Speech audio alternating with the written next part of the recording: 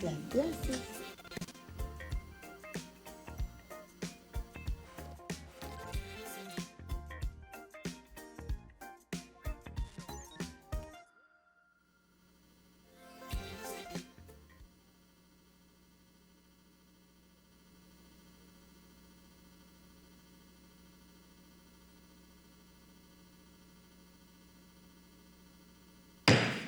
Good evening. I hereby call to order the action session of the Board of School Commissioners for Thursday, March 25th. Would you please stand and join me in reciting the Pledge of Allegiance? Allegiance to the flag of the United States, republic for which it stands,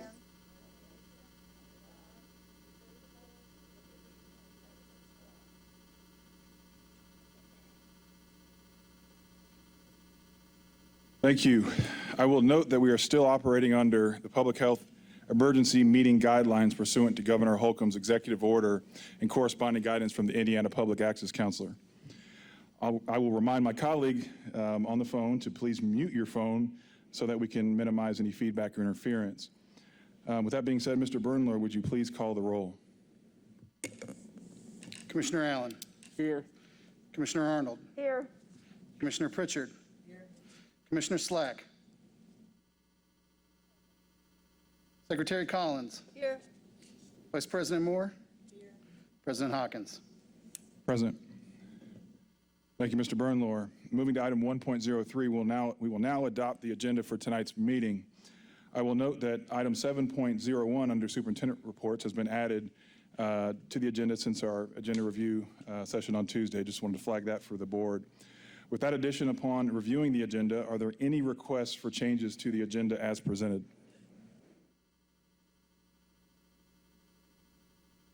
Hearing none, do I have a motion to approve this evening's agenda? so moved. Second. All in favor? Aye. Aye. Any opposed? All right, the agenda is adopted. Moving to section 2.0, special recognitions. We do not have any special recognitions this month, so I will move directly to section 3, opening comments. Do any commissioners wish to offer in section 3 any opening comments this evening? Commissioner Arnold, please. Thank you, President Hawkins. I want to thank those who took the time to provide feedback to the board. Please know that we read your comments, your emails, and your submitted documents. The concerns you raise are the same ones that we care deeply about.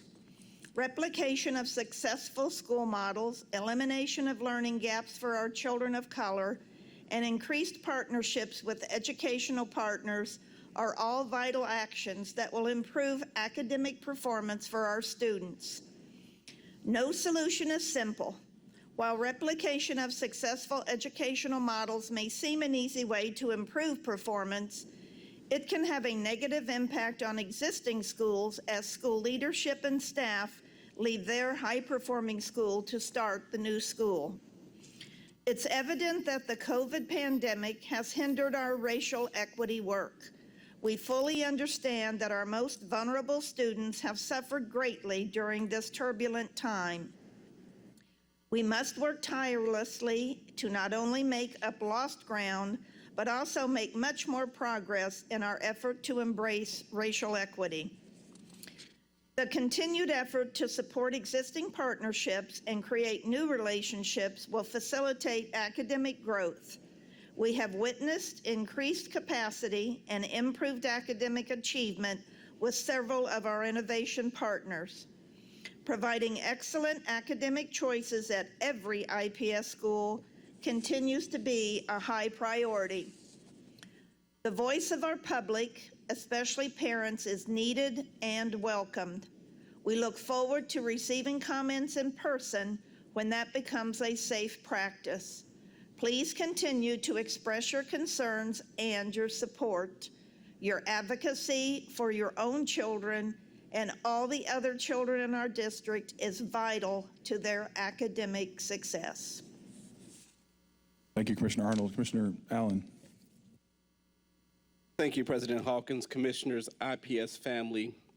When I ran for school board, I made it a point to meet with parents because I truly believe they have tremendous insight into how we can improve public education. Such insight was evident in the parent recommendations that were sent to the IPS board this week. To all the parents who took time to share their ideas, experiences in the district, please know that I heard you loud and clear, and I stand with you.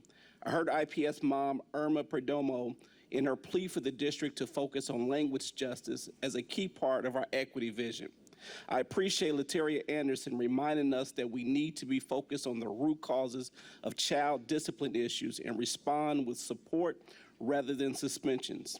As a parent, it resonated with me when Charles Williams mentioned the success his son is having at Paramount and how he'd like to see more high-performing operators. The parent document calling for a more just and equitable IPS is one I appreciated reading as a new board member.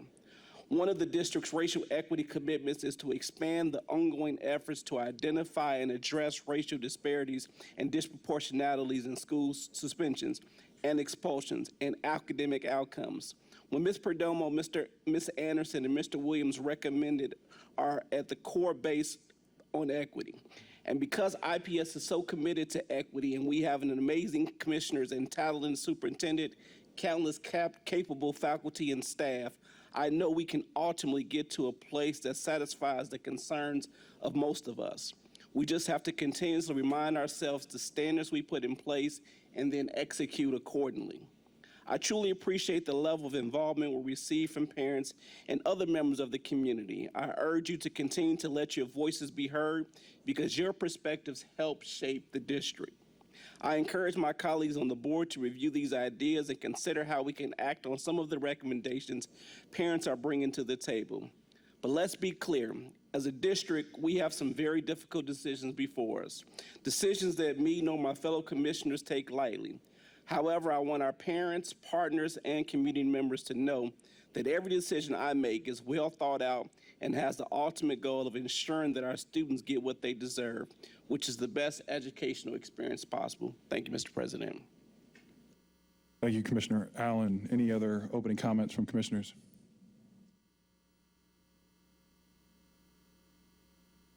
All right, thank you again. We'll move on to section 3.02, public comments.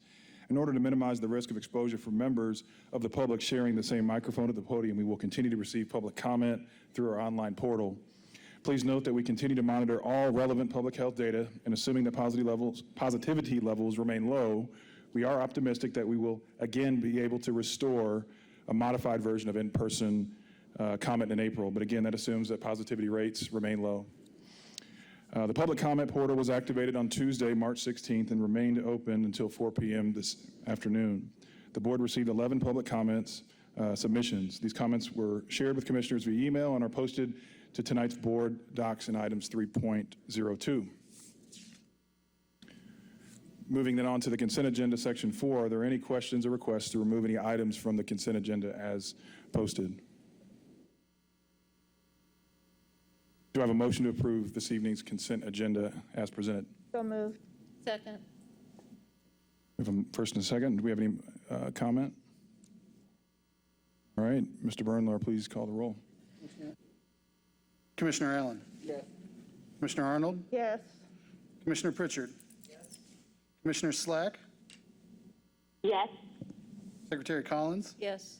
Vice President Moore? Yes. President Hawkins? Present.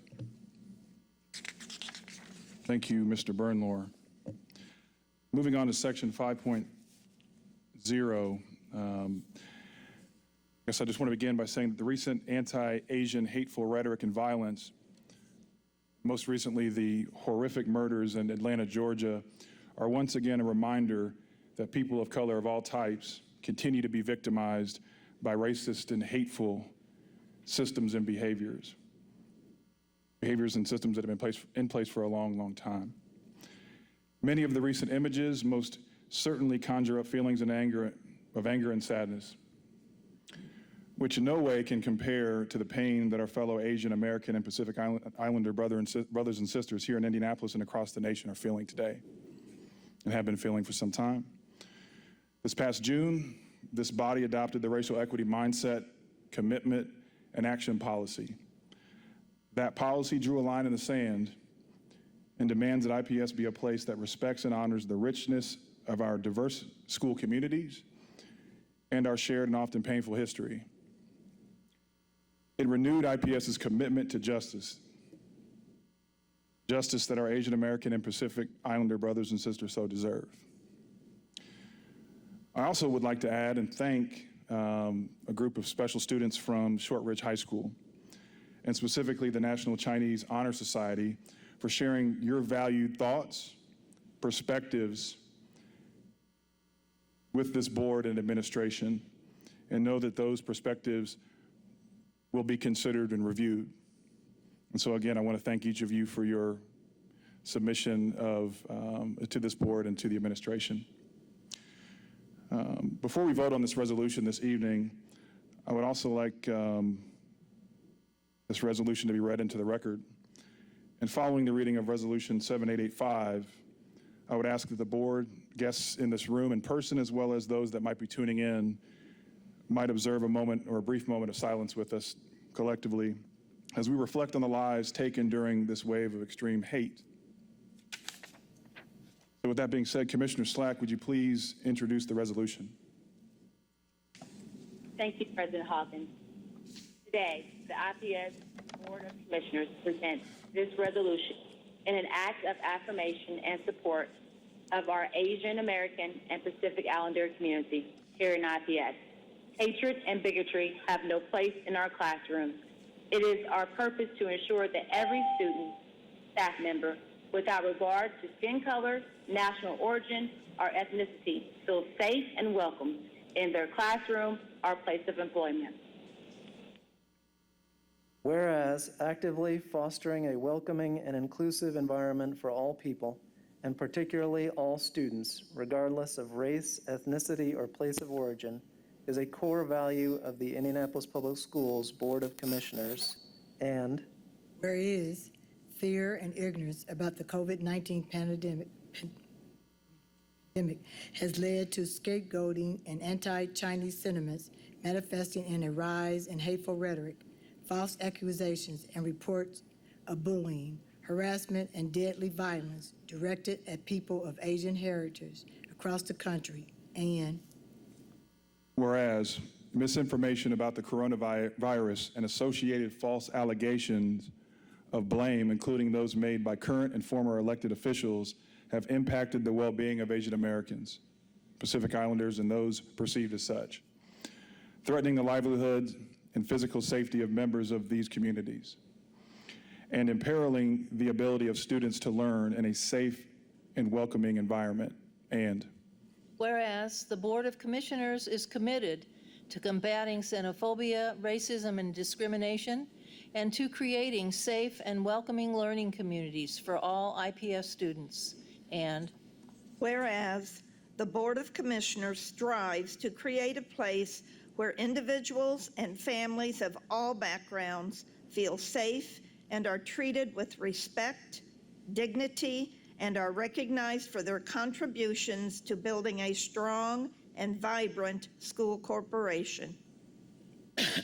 Therefore, be it resolved by the Board of School Commissioners that the Indianapolis Public School Board of Commissioners denounces discrimination, harassment, and violence against any individual or community, including those of the Asian American Pacific Islander descent or perceived as such. We call upon our school community to denounce these acts and to make extra effort to ensure the safety and well-being of all students, staff, and members of the IPS community. thank you, Commissioners. If we can observe a moment of silence.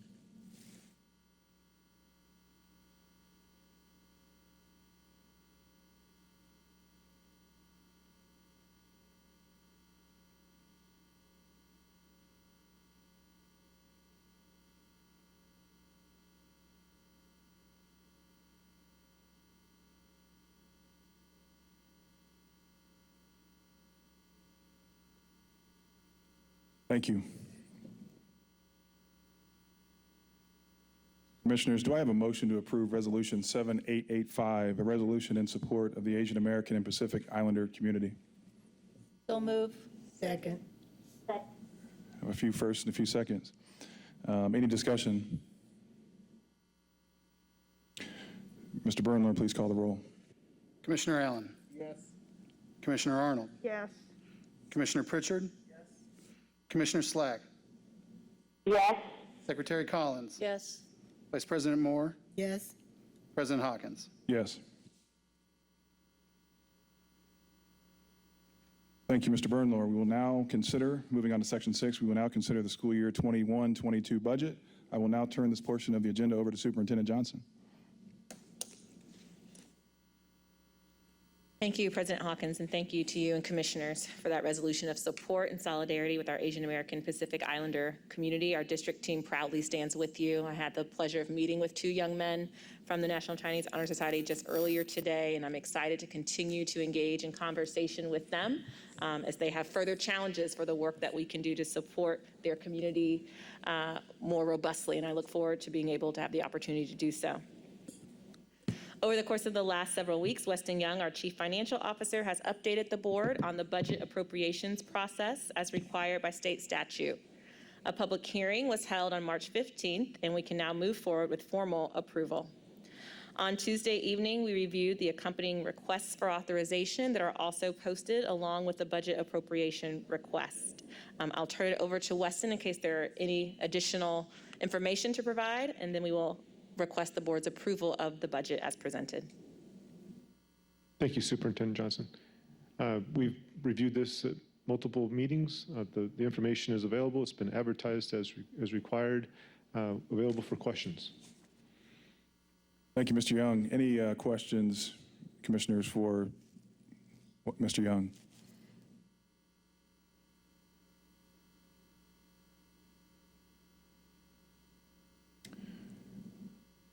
Okay, well, thank you. So unless there are objections to doing so, I'll accept a motion to approve resolutions 3001-21 through 3007-21. This again would be a resolution to combine all of the individual resolutions into one resolution, approving the 21-22 budget appropriation and related matters as presented. Is there a motion? So moved. Second. I have a motion and a second. Any discussion?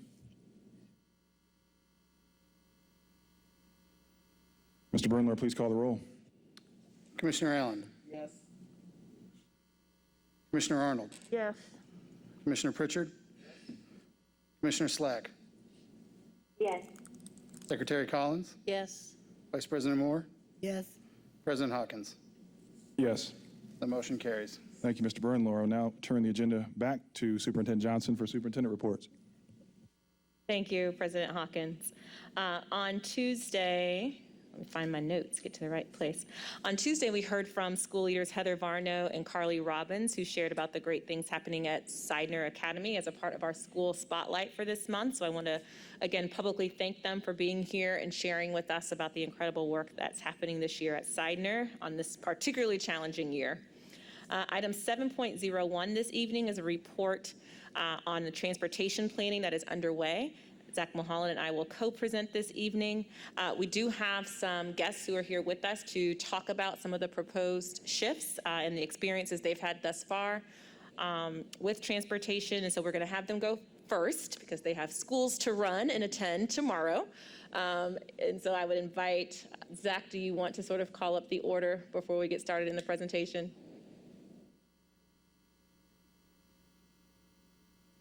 I'll ask Principal Franklin to come up, and then you can, I know these are all addicts folks, so you can coordinate.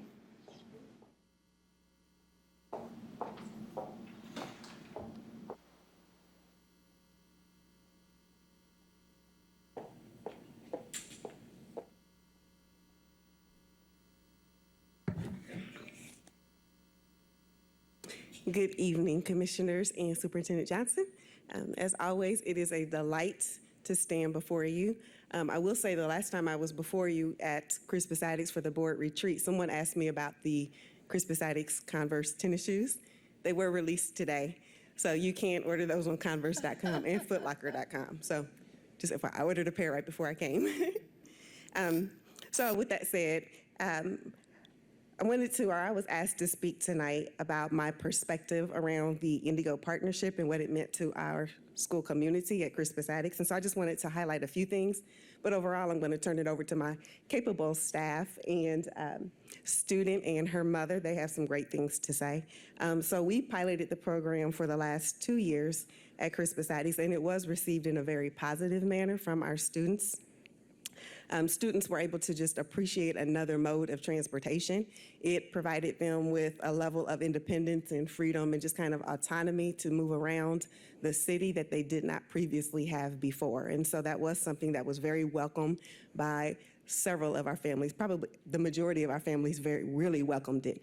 We did not necessarily see a decline in yellow bus transportation, but our students really appreciated the flexibility that they had to hop on the Indigo when they had to go to work. And so they didn't have to do the process of the temporary bus pass where I'm riding the bus home today, but I got to go home. I got to go to work tomorrow. So they were able to have that flexibility and really appreciated it. I would also say that we did have a dedicated staff member, Mrs. Kiana Davis, and she's the best face liaison in the district. I can brag about her. But she was very dedicated to the partnership, and she would literally sit down and map out the routes with students so that they understood exactly where they were going to go, how they were going to get there. And so our parents really felt safe and assured that we weren't just kind of turning them over to the transportation department, but they knew that we were kind of hand-holding them along the way. And so our families really appreciated that aspect of what we did at our school.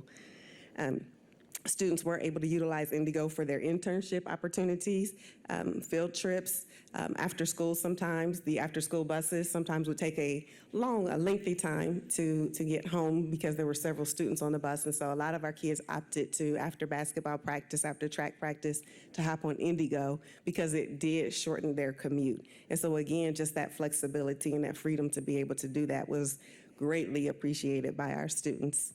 And then lastly, I would say that we have 4 classrooms of students with severe disabilities, and for them to be able to hop on the bus and to learn the bus system and to be able to go out into the community, and knowing that that was a mode of transportation that they would use on a regular basis, that's also something that our families truly appreciated. So I won't say very much more other than as a principal, then I can appreciate the necessity and the logic for making the move that we're making, and I think that it will be embraced by our school community. So with that, I'm going to turn it over to my Family and Community Engagement Liaison, Ms. Kiana Davis, and then she will introduce our student and parent.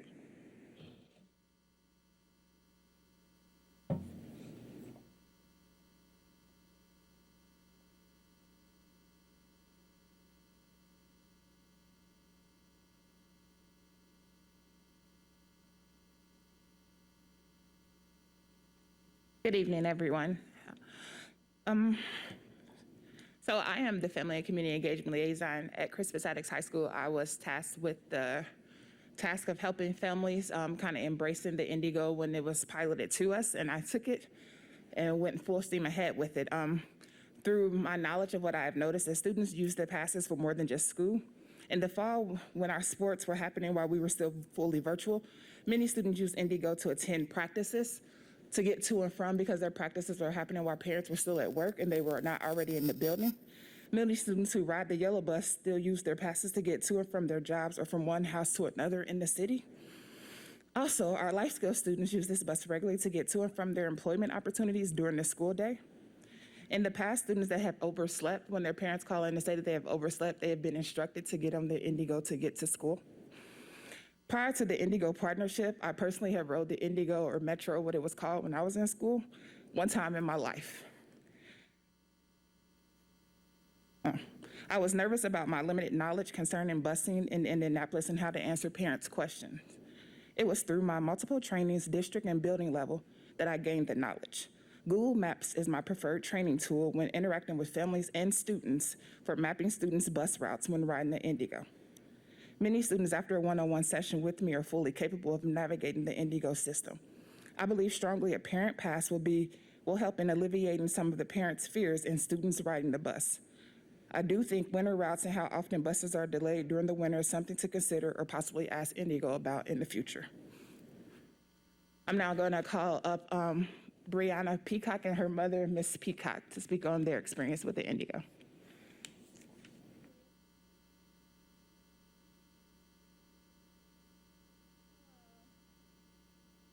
Thank you so much for inviting us here this evening.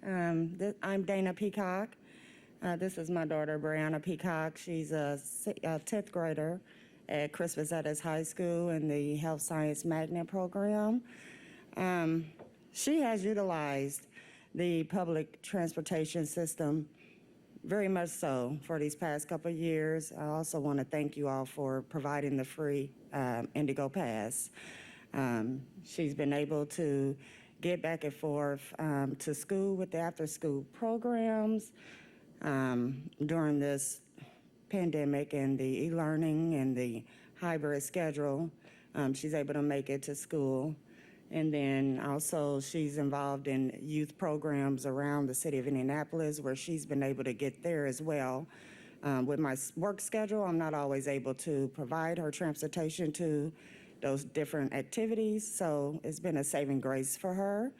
I would say that the yellow bus, the school bus, for me is a little more better in regards to the students because of safety concerns for me as a parent. So I'm not 100% on board with her maybe having to fully ride the Indigo bus for transportation to school.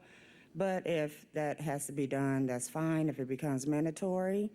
I just think in regards to safety issues with the school bus, the bus stop is like 8 houses down from our house. So with her having to get on the bus like 6:30 in the morning, it's dark in the mornings. So that provides me being like right there, 2 minutes away from her if there was any type of dangerous situation that she gets involved in or that comes about with her. But as far as the public transportation, the Indigo, she would have to walk a further distance, which would be out of my eyesight, my earshot, and I wouldn't be able to get to her as quick if needed be.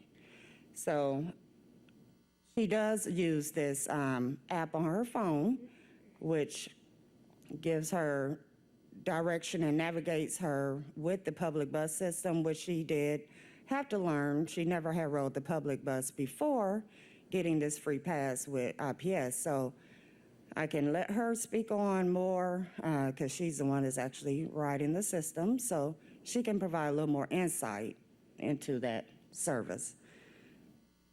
Hello, my name is Brianna Peacock. I am a 10th grader at Crispus Attucks High School. I participate in volleyball and track. So oftentimes I ride the bus home from school after practices. I would say it's a lot, very, very efficient for when, my mom isn't able to take me places or pick me up from places. It's very efficient. But one piece of advice I would give is be very attentive, like for the children. Be attentive, pay attention to everything that's going on around you because the bus systems, like public transportation, it is a lot going on. There's a lot more that you have to pay attention to. You're not accounted for on those buses. So you need to, kind of be more conscious of your surroundings and where you are. The app I use is called MOVIT, MOOVIT. It's very precise. It tells me what bus to get on, what time to be there. I'm able to follow it through every stop I go through. I get notifications when it's time for me to get off the bus. So yeah, that app is very helpful. But I think for making us go to public transportation every day of the week to go to school early in the morning, you guys should have more of like a safety system going on. So I think maybe having like a buddy system where students that live in the same area are able to be at the bus stop at the same time, ride the bus at the same time, walk to school at the same time together so that parents are less concerned about their one child being at the stop by themselves early in the morning while it's dark. But I think all in all, the public transportation, it is very effective and efficient. I do have one more thing, a suggestion in regards to the public transportation. Also, I think that it would be great if maybe there was one bus designated in the morning where it's only with the high school children and not the general public. And that way, even with her, because there's not a lot of children that's in my immediate area that is a Christmas Attic student. So maybe, you know, being on the same bus should be able to still be around her school, her friends, and have her, and it still will be a great provision for safety. Thank you for having us. Thank you. Thank you both for being here. Oh, it looks like you might have some questions. Oh. Commissioner Moore. What side of town do you live on to get to Christmas? You live on the west side, east side, north side, south side? I would call it Central. We're right there at College and 38th Street. College and 38th. Okay, and you said in the beginning, I think I heard you say that you didn't really have any major safety concerns. Is that correct? That I did not have any? Right. Yes, I do. No, I mean, when she was riding the bus, she didn't have any major safety concerns. Well, she has gotten nervous a few times on the public bus while, you know, riding it to the different destinations she needs to go. As far as the general public, there are some colorful people that are on the bus. Right. So that's where I just thought that, you know, maybe designating one bus only for the high school students with the Indigo, that it will, you know, not have that general public also on the same bus. Okay. Did you have to change bus, sweetie? Did you have to change bus, or did it take you straight to Christmas Attic? There's two different bus routes that I personally will be able to take. One is actually on the red line, but it does drop me off at 9th and Capitol, so it's about a 15-minute walk from there to the school. The other bus, I do have to transfer, but it drops me off at the transit center. I catch a second bus, and that one drops me off right outside the school. But I have found that it does take longer than like when I get on the red line. The transit, when you transferred, it took longer, is that what you said? Yes. Okay. All right. Thank you very much. Thank you. Thank you. Any commissioner questions for our wonderful visitors and guests? Thank you, Peacock family, for that Thank you. presentation, both of you.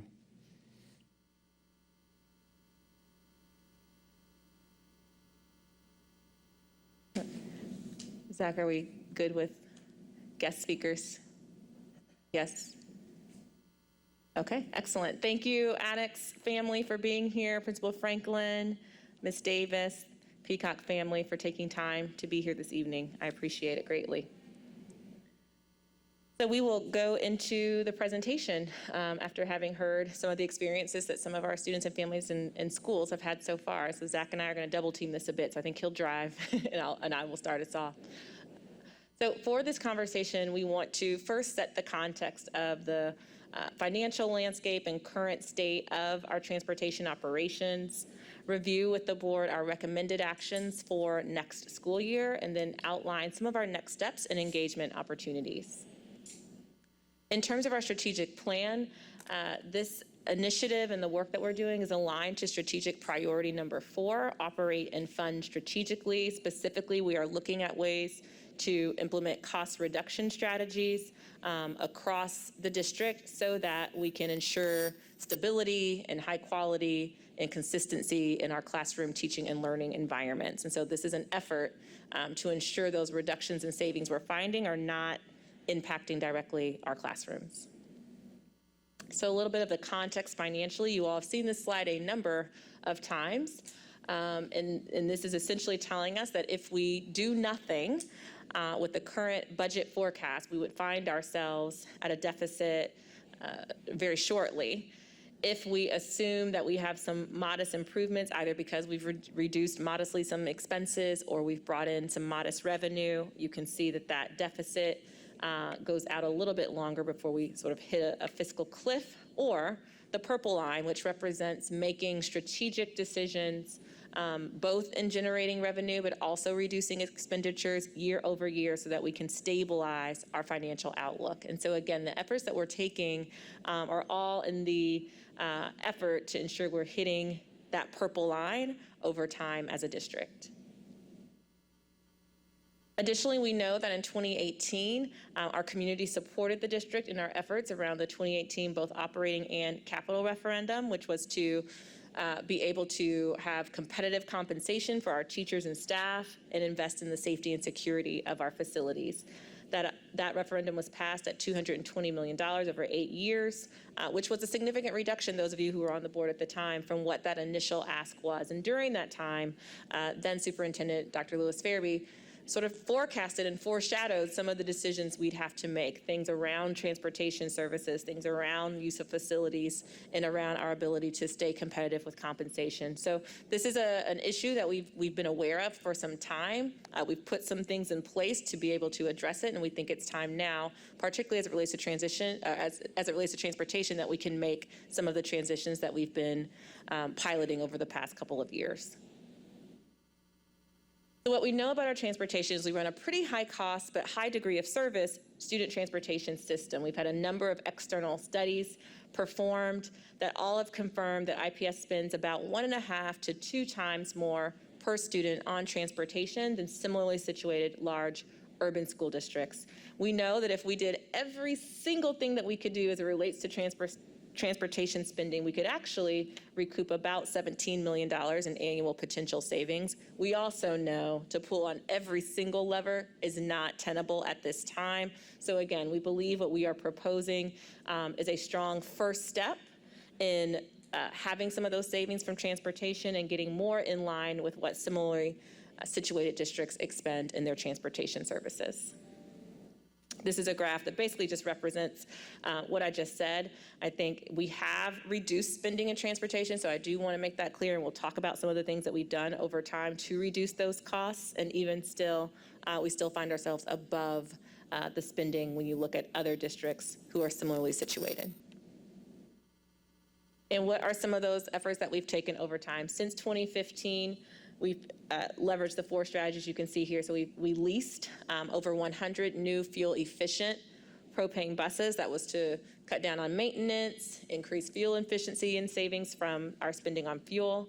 We changed our school bell structure, again, so that we could pair routes more efficiently, again, reducing costs for bus routes. That was in 17-18. In 18-19, we shifted some of our after-school and extracurricular busing. And then you all remember that we fully outsourced our transportation services to a new partner last year in order to, again, recoup some savings in the cost of transporting our students to and from school each day. So a number of strategies we've leveraged over the past 6 years to continue to bring those transportation costs down. And what we've identified as the reasons for some of those excess expenditures that we see in transportation, you all are also fully aware that we run a very expansive school choice model. And so we transport students from all sides of town to other sides of town. That comes at a cost with transportation. For our schools, particularly our Innovation Network schools who have autonomy with the respect to their school day length and their start and end times, we've been able to accommodate those requests for different school schedules. We've had a culture and a commitment to a high degree of service, so being very responsive when families have requested shifts or changes over time. And those things, those exceptions and accommodations for families have compounded over time and almost become baked into our policies and practices, which we'll also bring up here in a moment. And then you have just the unique geography and demographics of Indianapolis, all of these things contributing to and taking into account how far our district stretches from east to west and from north and south. And so all of those things combined create additional costs for transportation services to be provided in IPS. So I'll turn it over to Zach. He and the team have been working incredibly hard to think about ways that we can responsibly and sustainably shift in some of our transportation modes to support our students, but also realize some savings. All right, thank you, Superintendent Johnson. And before I get into the recommendations for 21-22, it's too late to embarrass her, but I wanted to thank Principal Franklin and the student and family from IPS and Kiana Davis, the FACE liaison there. She was a classmate and friend at Harshman Middle School and Arsenal Tech with me, and so we go way, way back. I won't say how far, but she's outstanding. It's always good to see fellow IPS grads who are continuing to be engaged in the district and continue to support our students and families. So I will text her afterwards, but I didn't have the opportunity to embarrass her in public. So I want to follow up and appreciate the lead-in from Superintendent Johnson, kind of setting the financial context and kind of looking at the current state of IPS transportation. And so what we're going to get into is a little bit of an update on what the transportation team is doing with respect to some of our planning for the 21-22 school years, and review and look at some of the recommendations we have with respect to the shifts for the coming school year. So the major initiatives and efforts really are concentrated in 3 areas. So one, and we heard from students and families, is related to the extension and implementation of our Indigo partnership. And so I'll talk a little bit about that further, but we're looking at some opportunities to look at the next iteration, the next step in that partnership with Indigo, and how we can both continue to serve students and provide a high quality and reliable transportation, but also generate some potential savings through that partnership. We're looking at our walk zone policy and implementation of that walk zone policy across the district. And then finally, some route optimization. And so route optimization is a kind of a category that would include how we route our students daily, how we pair buses, and how we assign and designate bus stops. And so we'll talk a little bit about each of these as we go forward. So starting with Indigo, and many of you were on the board at the time, these conversations have gone on for a number of years. So even going back into the early 2000s, there have been conversations between IPS, between Indigo, about opportunities to both reduce replication and redundancy of transportation services and look for opportunities to partner to serve our students and families' transportation needs. And so lots of conversation and discussions about that. Some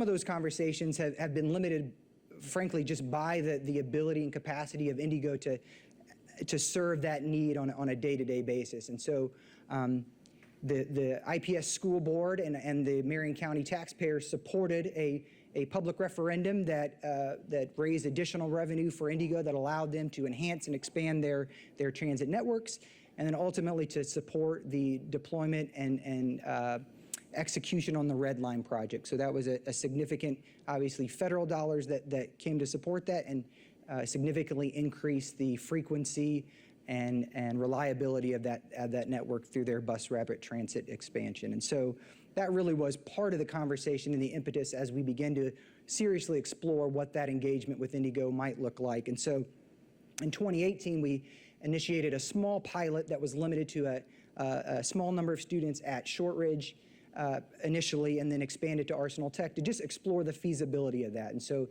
get some initial data and feedback from students who are using that transit network, and explore that opportunity and what opportunity might exist to expand that. And so got really positive feedback from school leaders, from the students and parents that participated in that initial pilot, and based on that decided to engage and execute a memorandum of understanding with Indigo in 2019 that expanded that pilot to include all IPS high school students in school year 2019-20 and 2020-21, the current school year. And so again, they have a 2-year agreement that runs through this summer. So current IPS students continue to have those universal Indigo transit passes. So if Indigo is running, our students can ride it. So nights, weekends, during spring break coming up, summer breaks, summer jobs, all of those things. And so really excited both to provide them with some mobility enhancements and to continue to move forward with that partnership with Indigo and continue to think about how we can continue to work together, and as both two public institutions in the city, how we can think about being good stewards of taxpayer dollars while continuing to provide a high degree of service to the community and to the students that we serve. And so we did hear some concerns. I know, obviously, the student just about safety on buses, and obviously we wouldn't be making recommendations with respect to Indigo if we didn't feel confident both in their ability of Indigo to provide safe, reliable transportation to our students, but also we have a lot of rides. I think during that 2-year pilot program, we've had over 150,000 rides on Indigo from IPS students. And so I think we have a lot of data that demonstrates that not only the efficacy and efficiency of students utilizing that service, but also the safety of Indigo Transit. And so really have gotten a lot of positive feedback from students and families. And as a parent who isn't too far off from having a student that would be covered by this partnership, I can appreciate the concerns as a parent. And what's interesting, I think, is more often, I think some of the safety concerns that you hear from parents are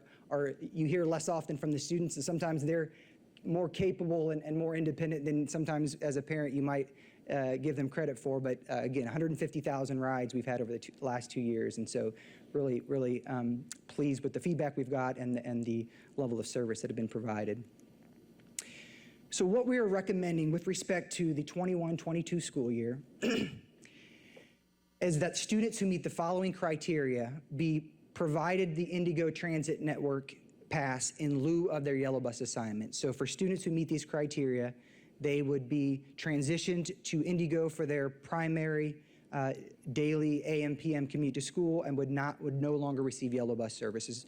And those students are students that have less than a total 15-minute journey time on Indigo. And when I say journey time, that means the time to walk to the bus stop, a time to wait for the bus, and then the total ride time on the Indigo. So an all-inclusive kind of leaving their house to arriving at school, a total estimated journey time of no more than 50 minutes. And for context, on our yellow bus services, we kind of have a maximum ride time of 80 minutes. And so, again, most of our students are below that, but just the nature of routing and because of the location of students and the schools, we set a maximum ride time on our yellow buses of 80 minutes. And it's important to note also, based on the students that we're recommending shifting, the average expected journey time would be just 24 minutes for those students. So less than a 15-minute total journey time, less than a 0.7 total walk distance total walk distance. So that is from their home to their initial stop that they get on the bus, and then finally at their final stop to the school, no more than a 0.7 walk distance. And the reason we set that parameter there is because that's aligned to our guidelines with respect to high school stop location. And so, again, we try to set a maximum walk distance for a high school student to no more than 0.7 miles to their yellow bus assignment. And so, again, most students, the vast majority of students are significantly lower than that, but we set that there so it's aligned to the same sort of set of guidelines that we use for our yellow bus stops. Finally, we have no transfers. And so the student that shared with you earlier indicated that there are 2 routes that she can use to get to Crispus Attucks. And so what we decided, particularly as we think about what this first year looks like, again, even though it would be 2 years for many of these students who have had opportunities to ride Indigo, this will be a shift. This will be the first time that we're not only providing the Indigo, but then removing that yellow bus service. So we realize that is a significant shift for the districts and for the students, and there's going to be an adjustment and accommodation for that. And so one of the criteria that we established is that no transfers. And so this means when the student gets on that bus, they're on the same bus to their final stop that brings them to the school. So there's no transfer at the downtown transit center or otherwise. And so thought that particularly given wanted to make sure that we're executing and supporting that really strongly in the first year. Obviously, that's a potential point of confusion or a failure point that in this first year, as we take this next step, that we wanted to eliminate that as a potential failure point.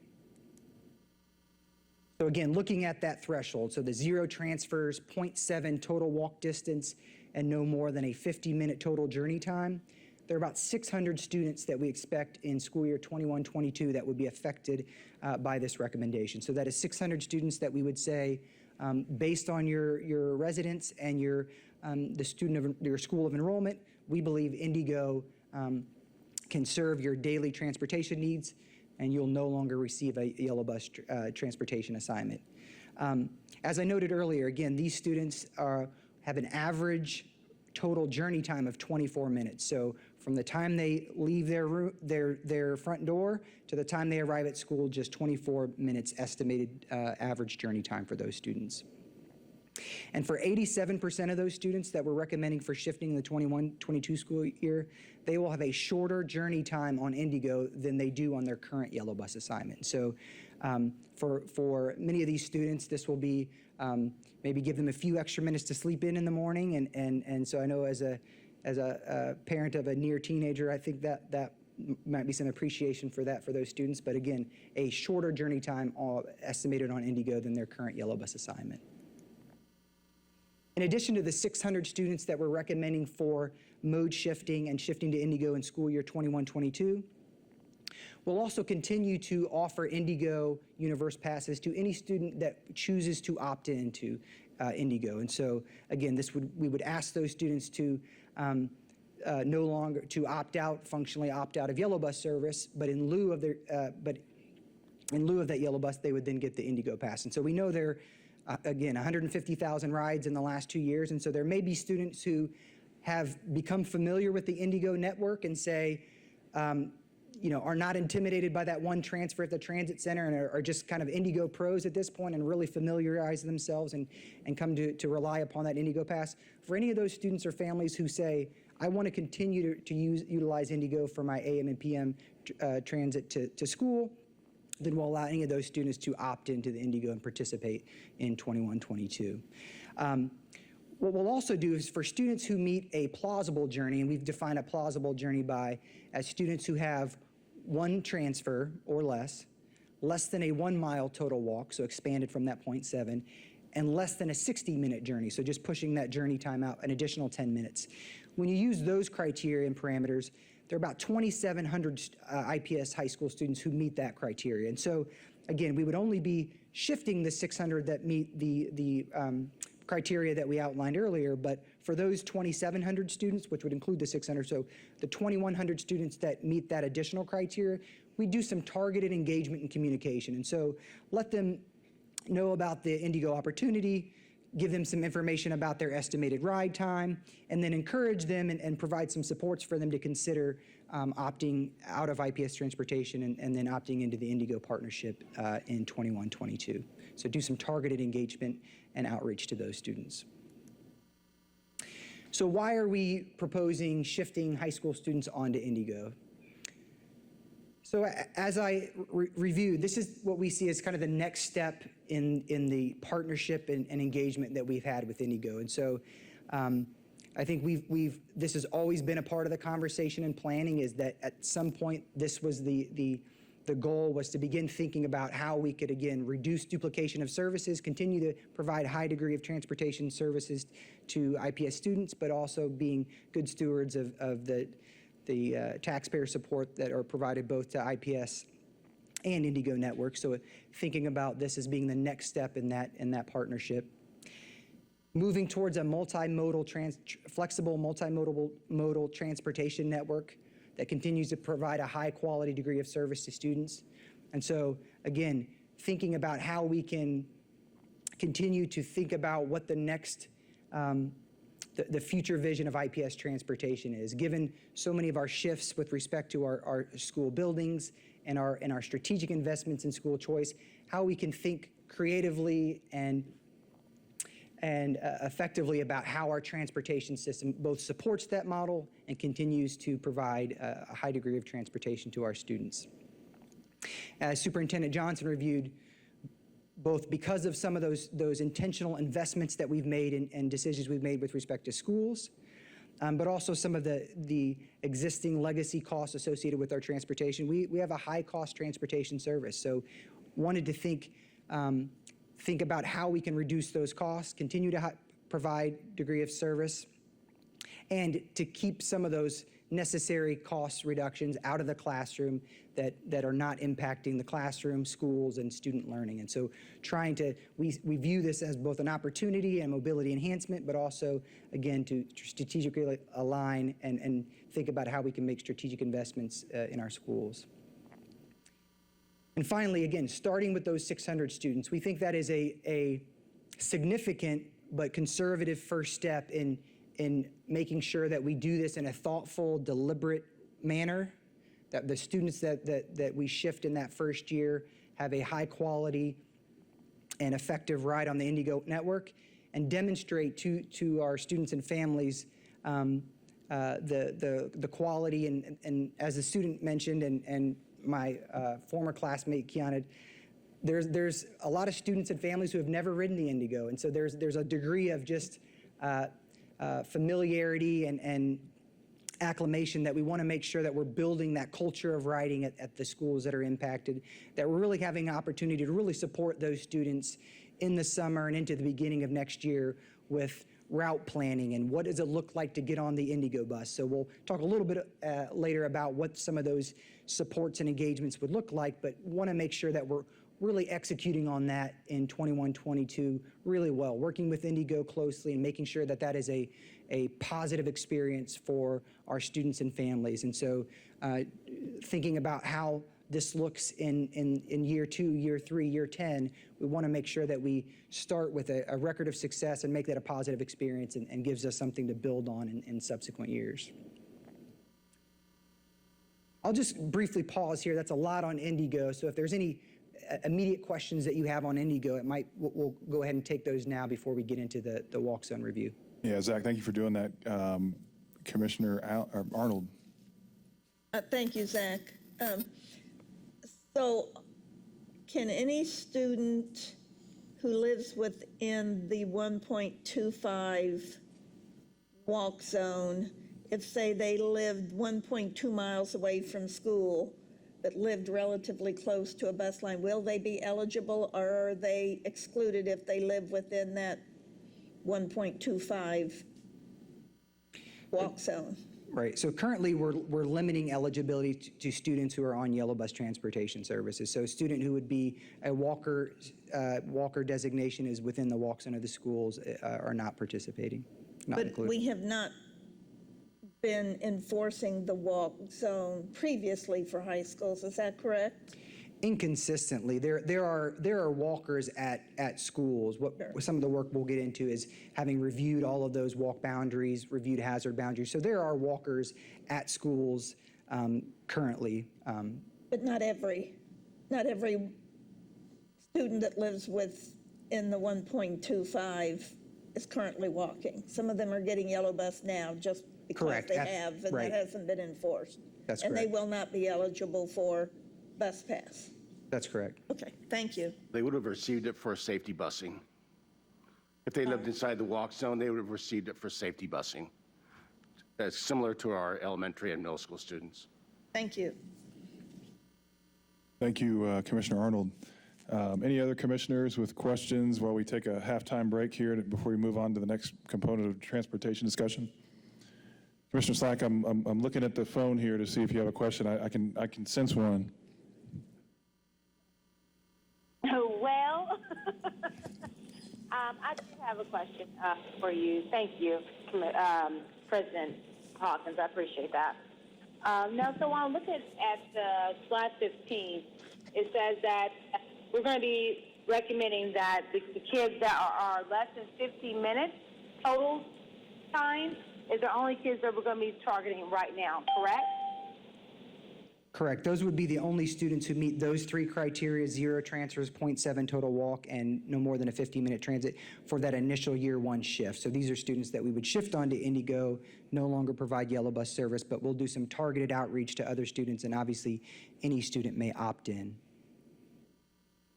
Okay, so then we are letting the public know that this is a transition. This is a step to a transition. So not everyone's going to have this idea framed, correct? I'm sorry, I didn't catch that. Commissioner Slack, can you repeat that question, please? So what I'm trying to get us to tell the public is that this is our first step. So as we transition with Indigo and our partnership, this is our first step. So not every student's going to see this idea criteria, say, the next year and the next year after that, correct?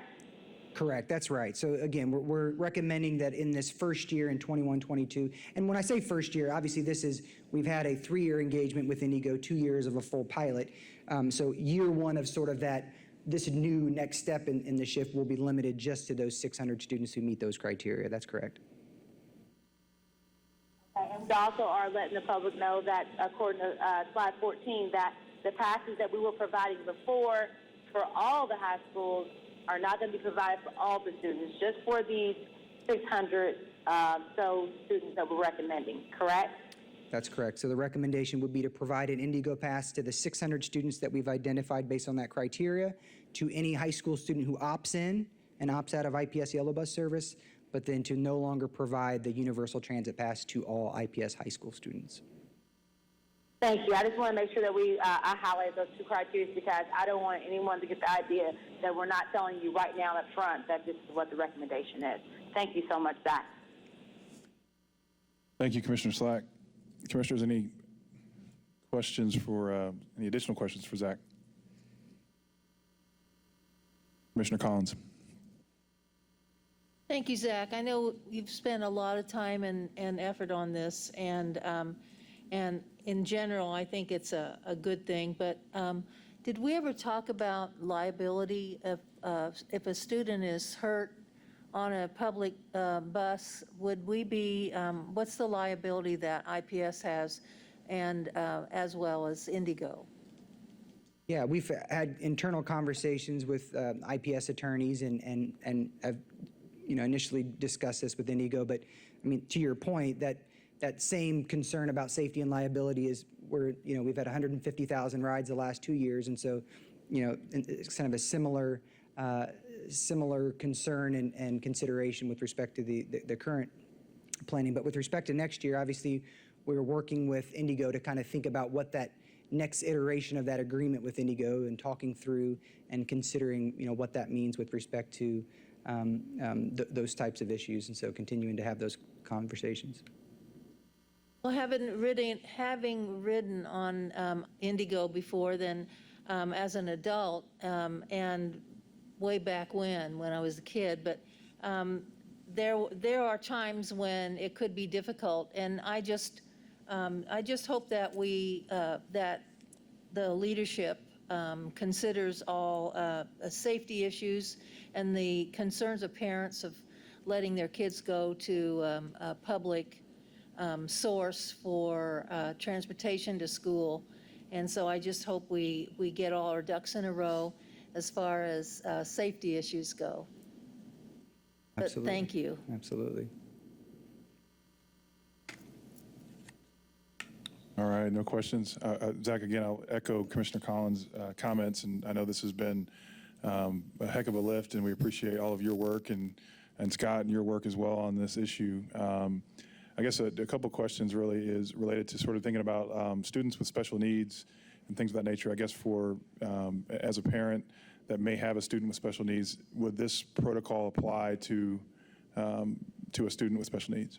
Right. So any student that has a transportation attachment or a transportation designation, either through McKinney-Vento designation or because of it's a part of a IEP, would not be included in that 21-22 shift. So those students would not be included in that.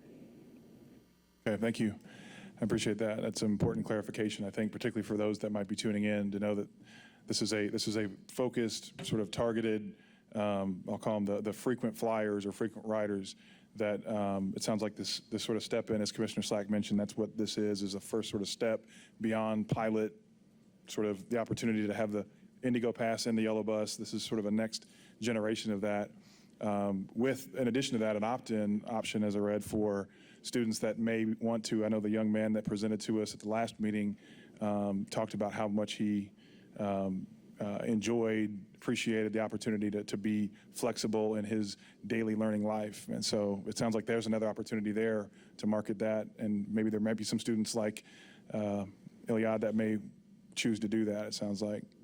Absolutely. And to that point, I know that the student that was here, mentioned sort of this idea of kind of a buddy system or some safety support. And I think that, that's a great idea that she mentioned, and something that we're thinking about with respect to, obviously, there are going to be some clusters of students that are riding and congregating on stops together. So one, we're working with Indigo to identify kind of those stops and routes that are expecting to have some higher number of students to make sure that we're supporting and planning around that. And one of the things that we've looked at for the current school year and looking at for next year is identifying students at every school to serve as student ambassadors. So she doesn't know it yet, but one of the students here tonight will probably be getting an email follow-up soon to think about that. But identifying students who, you know, are great student voices for that. Who there may be a student who's a little nervous, hasn't ridden Indigo, but you know, means I can tell them it's a great opportunity, but it means a lot more coming from a peer to say, you know, I was nervous too, and I rode it, and now it's great, and it lets me get home after volleyball practice and in the summer. And so identifying kind of student ambassadors at each of the programs that can help serve at that, and as we do kind of those touch points and information sessions with students, can be there as a student voice to help talk them through and be a resource for those students. So working on that as well. Appreciate that. And I guess the last question is, you know, certainly don't want to miss the fact that Senate Bill 141, I think CEO Evans presented, I think moments after her testimony or after, you know, some decisions had been made at the State House about the future of funding associated with Indigo. And so don't want to just discount that, how it might relate to this as well. But what is your sense relative to Indigo's ability to support this sort of step-in plan? I know that funding is really, as I understand, more dedicated to the future build-out of the purple and the blue line. But as it pertains to the grid that exists right now, what is your sense or take on Indigo's ability to deliver in this sort of step-in plan? Right. No, it's a great point. We've had those conversations with the Indigo, and obviously we had the Inez Evans here come and speak with you, and we're continuing to be in conversation with them and obviously monitoring the Senate Bill 141 and potential impact from that. In our conversations with Indigo, as we think about what this looks like for next year, we're confident in the students that we're shifting next year will continue to be able to serve through the existing Indigo network, and that regardless of the status or outcome of that bill, that won't impact the existing network. And as you indicated, a lot of that will depend on the ability of Indigo to think about the expansion of the network and the blue line and purple lines. And so there's potential impact in subsequent years as we think about which students could be served through Indigo. But with respect to next year and the current students, we don't think there'll be any impact on those students. Thank you. All right. So the second significant initiative that we've looked at with respect to transportation. Hold on, Commissioner Slack, go ahead. You surprised me there a little bit. Go ahead. All right. I had another question. I'm sorry. I look at the slide 17, and could you walk me through that, Zach? I'm a new student, and I'm coming into IPS, and I'm one of the students that need to be riding Indigo. How do I know that this is a route and what route to take? How do I know what bus to get on? Who's going to tell me the direction to Indigo? Like, who's going to navigate me on that? Is it going to be solely the parent's responsibility, or is it going to be IPS is going to give me recommendations? How is that going to play out? Could you walk me through that? Great question. So we're in the process, and there are already some existing resources, not only in the IPS webpage, but at the school. And so we had come speak us tonight, Ms. Davis from Crispus Attucks, who talked about a little bit about how she supports that and engages students and helps them navigate that process. So every school has a point person, someone who is designated to monitor the assignment and activation of Indigo passes. Again, if a student loses a pass or has an issue with Indigo, it has a point of contact at their school to help them navigate that. And so for a student that would enroll and meets one of these criteria, again, if it's a student that would be in that sort of the more robust, the one transfer, 1 mile, 60 minute, we would obviously provide them information about what their ride would look like and give them opportunity to opt in. And if they're in the mode shift students, again, make sure that they're well supported with respect to where their Indigo stop would be and what their transit journey would look like. And so we'll have additional supports at the schools to help facilitate that at every school.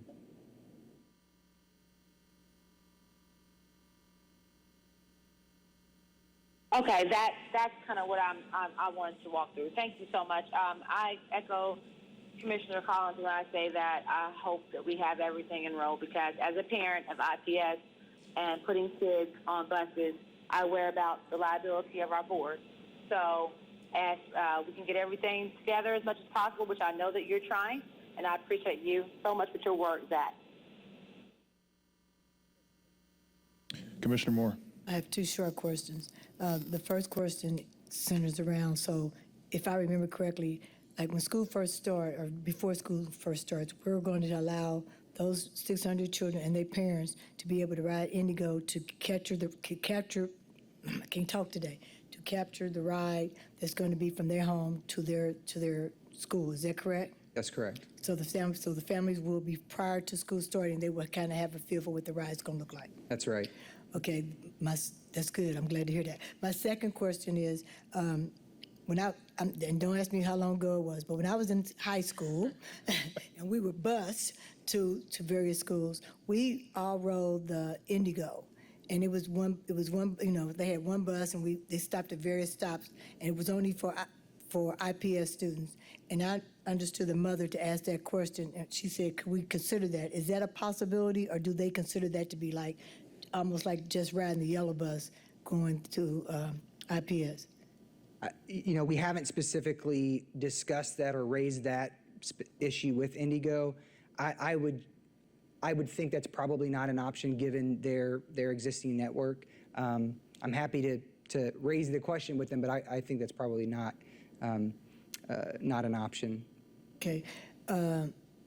And I understand that. So I guess what I would say is that I would like for us to raise that option, because, when we ask parents, to give us a suggestion what would make them feel better about first things, if they say so, and then we go back and ask, and we can come back with a response, then that makes people understand that we take seriously their concerns as they try to work with us in collaboration to ensure that we have enough funds to be able to educate their children. So Yeah. I hope we will consider asking that question. And I appreciate But they that. made us do it a long time ago. Right, absolutely. Well, and to your point, so again, there's it's been some number of years since IPS has done that, but lots of urban school districts rely on public transit, and so we would certainly be in good company with respect to large urban school districts. Cincinnati, I know, as a robust program in partnership with their local public transit agency that supports daily student transportation. And even with Indianapolis, obviously, we're 2 years into a pilot, so over 150,000 rides of IPS students on Indigo buses. And again, those Indigo buses are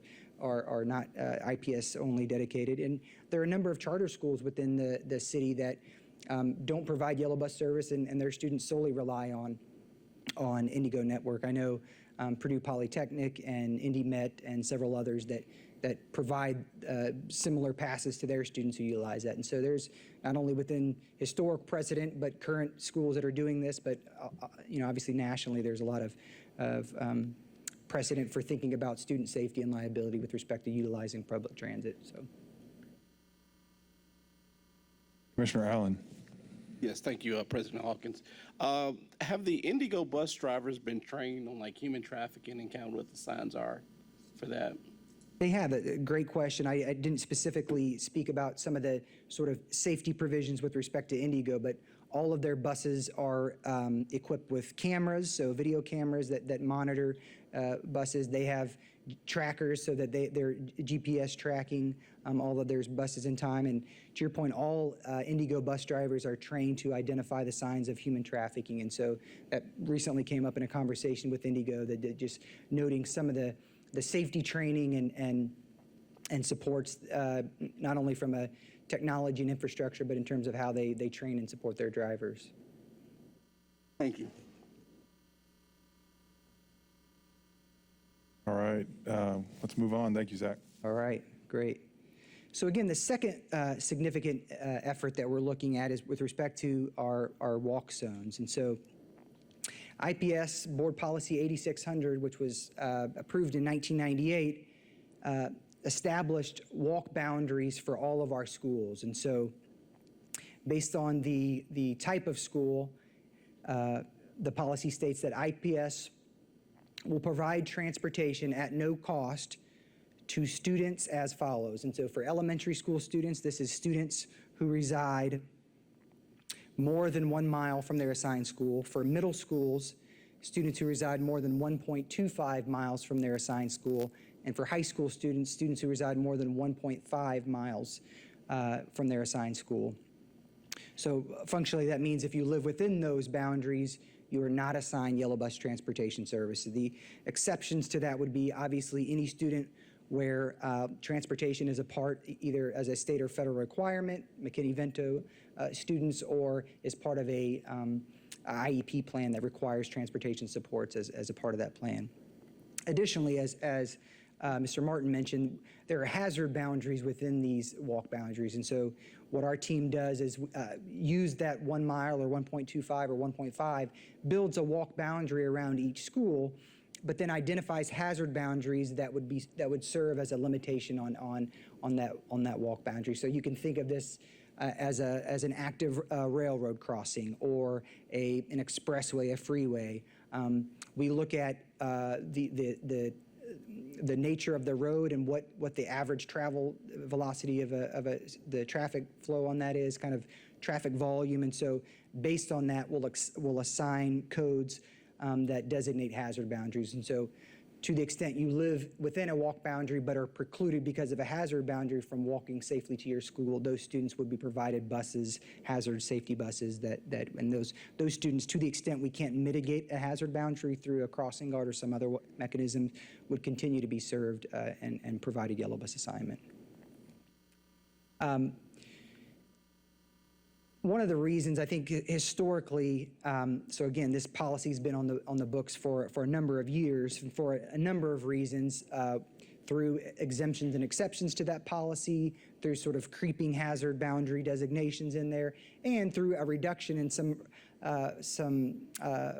revenue supports for crossing guards, as crossing guards have been pulled back. More and more students that are currently within existing walk boundaries have continued to receive yellow bus assignments. And so one of the big pushes on this work was last year when we were managing the impact of COVID-19 and trying to think about how we could safely transport students to school, how we could think about physical distancing in our buildings, and all of the disruptions and safety and support measures that we were planning with respect to COVID-19. One of those was looking at how we could reduce our daily ridership. And so the CDC passed guidelines last year about trying to ensure physical distancing and spacing on buses to minimize the risk of transmission. And so we did a number of things to try to support student safety on buses. So obviously enforce mask wearing. We provide PPE to our monitors and drivers. We provided hand sanitizer so that students getting on the bus received hand sanitizer. We, when possible, always had the buses down and ventilation to promote ventilation on buses. But CDC guidelines recommended that we try to achieve a 1 student per seat seating arrangement on buses, which significantly limited the number of students we could transport on our existing fleet. And so we had to be really creative and move pretty quickly to think about how we could reduce daily ridership and try to achieve that physical distancing to promote student safety on buses. So used a number of strategies. We implemented a transportation opt-out survey to families last year, and so asked those families who could provide transportation to their students, or students who are opting into virtual education, to opt them out of transportation so that we could reduce ridership. But those efforts alone weren't going to get us to where we needed to be with respect to trying to achieve, get in alignment with those CDC guidelines. So one of the things we did last summer was looking at those established walk boundaries and seeing how many students were currently routed on yellow buses but still living within those boundaries. And so at 13 schools last year, we already implemented it and executed those prescribed boundaries. And so shifted about 2,200 students for the current school year that were previous yellow bus riders in 1920 school year, and deployed about 40 crossing guards across those 13 schools to support student walking across those schools. And so that was a first step in doing this. And again, same process by which we were reviewing, auditing those walk boundaries and aligning it and ensuring they were applied across schools consistently in alignment with board policy.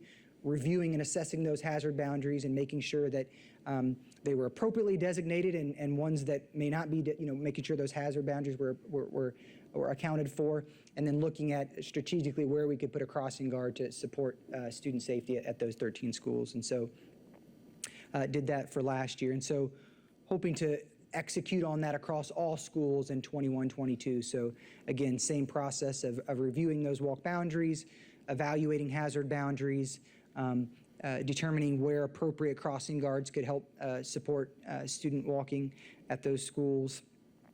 And we're expecting about between 5,500 and 7,000 students to be designated as walkers for the 21-22 school year. We think about 2,000 additional students. So I noted at the 13 schools there are about 2,200 students that were impacted last summer as we implemented that for the current school year. We think there are about 2,000 additional students as we implement this across district. And so again, you'll notice 13 schools, 2,200 students, and 2,000 at the remaining schools. And so there really is a lot of differentiation, both because of the enrollment patterns at schools and also just as a function of hazard boundaries and what those look like at schools. So also just noting that you'll notice that's a pretty big gap between 5,500 and 7,000 in terms of what we're expecting that to look like. And just wanted to flag kind of the reason for that uncertainty with respect to the what that impact looks like is some of it, we're in the process of validating and verifying enrollment for next year. So we're in the middle of the second round of our enrollment process. So students and families are continuing to make their enrollment choices for next year. Obviously, lots of our 8th grade students thinking about what that high school assignment looks like. And during the current school year, we had a number of students who are opted into virtual education or opted out of transportation. And so we are doing the process of doing outreach for those students and families to determine what their decision is with respect to transportation services for next year. And so some of those transportation opt-outs were probably directly related to concerns about COVID-19 or just efforts to help support our efforts to reduce ridership. And so wanted to make sure that we're thinking about what decisions those families make. And so we're working through that process to see the impact.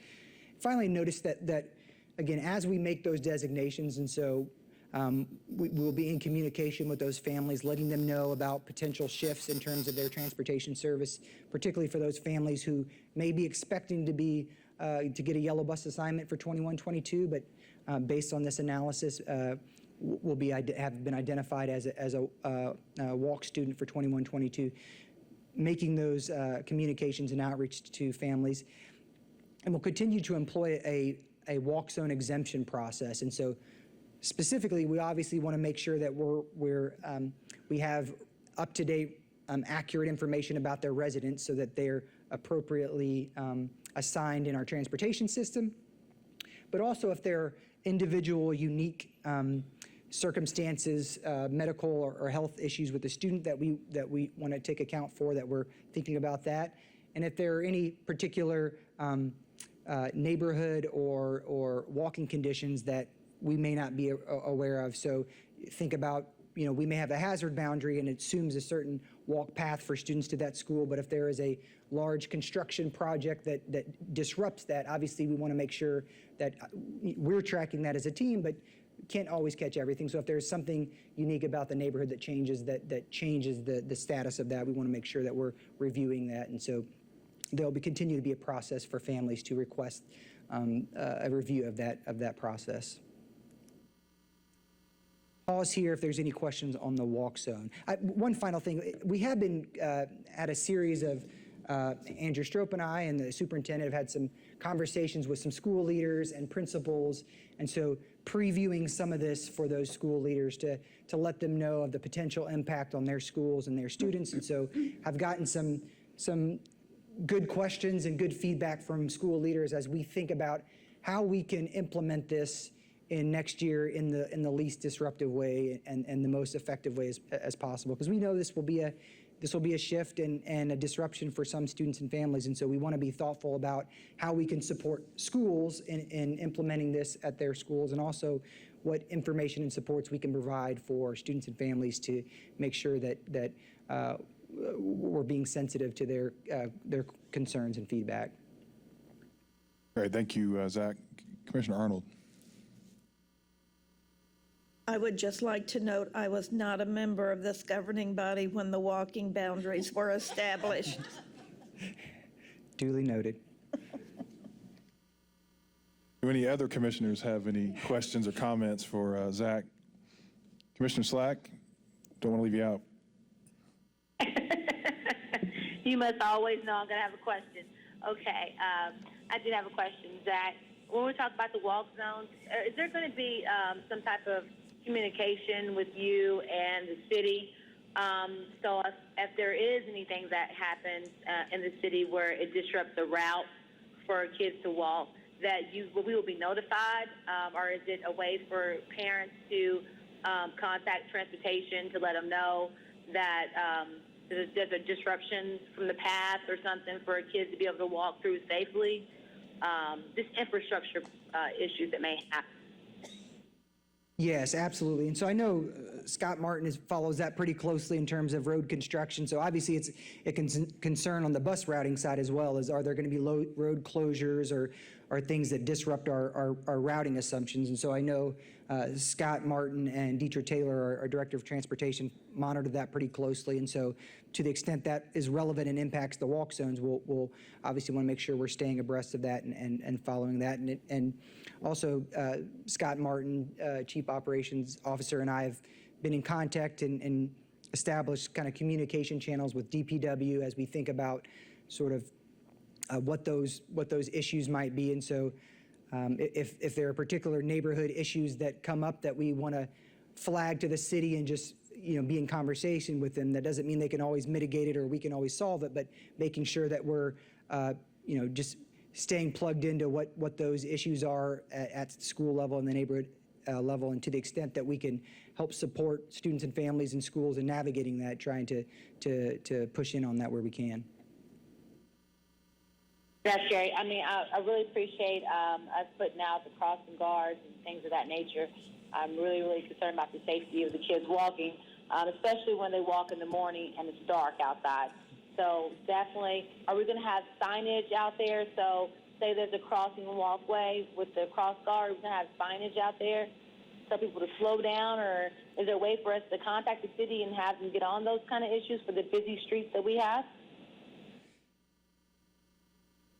We have conversations with DPW about specific issues. I know there's been issues that have popped up around schools with concerns about kind of what the pedestrian supports, surrounding those schools are. And obviously we can't put up signage, or modify the streetscape in any way, but to the extent there are issues that come up and we're aware of, a tree obstructing the vision or where there's safety road hazards that can be mitigated, obviously we want to know about that. So both our students and families in schools alerting us and also just us identifying those, and to the extent we can mitigate it or communicate those concerns to the city, obviously we'll be proactive in doing that.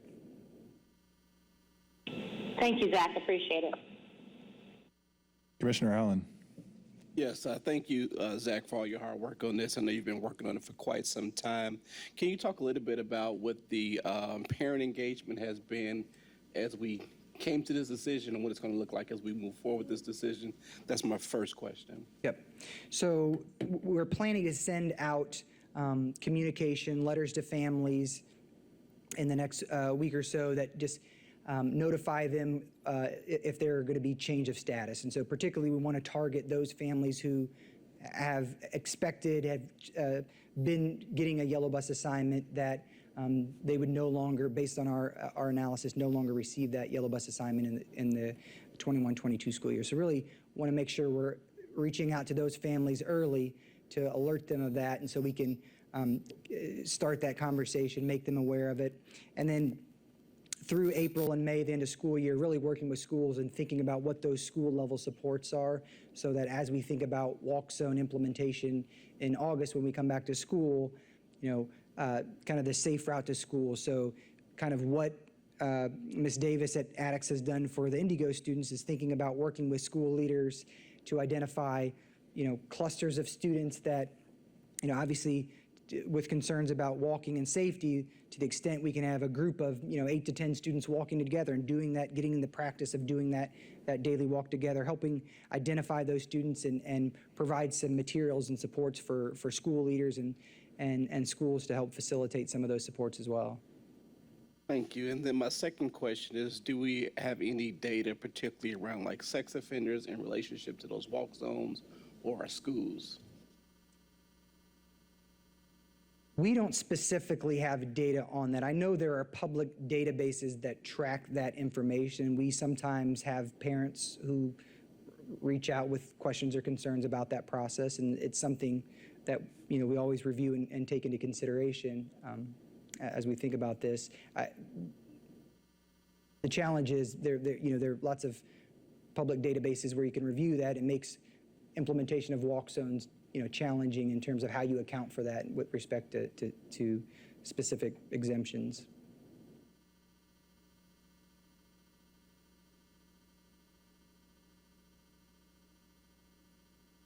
Commissioners, any other questions for Zach?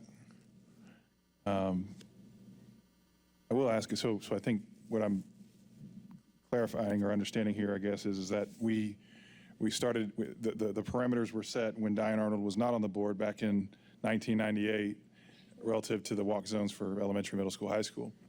That, I don't want to say enforcement, but the sort of the annual review process did or did not occur, which sort of that number grew, right, outside of there as those exceptions were made. And so I'm just curious, as you're thinking about this going forward, what does the annual or semi-annual review process look like? Because there will be certainly exceptions that happen, and just thinking about how do we, as an organization and as a community, sort of avoid potentially this, not to say that this is what happened, but I mean, just how do we avoid and maintain some levels of accountability to make sure that we're coming back? So I'm curious how you're thinking about that.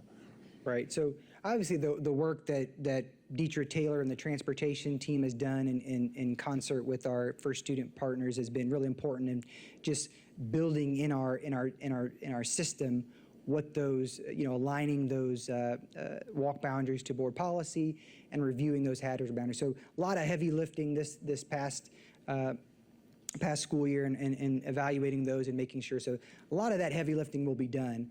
On an ongoing basis, obviously hazard boundaries, they're not permanent, right? So we will do that hazard boundary assessment and review on an annual process. And so there could be a hazard boundary that is mitigated. So I'm thinking about, for example, 38th Street is a hazard boundary. We wouldn't have a student walk across 38th Street.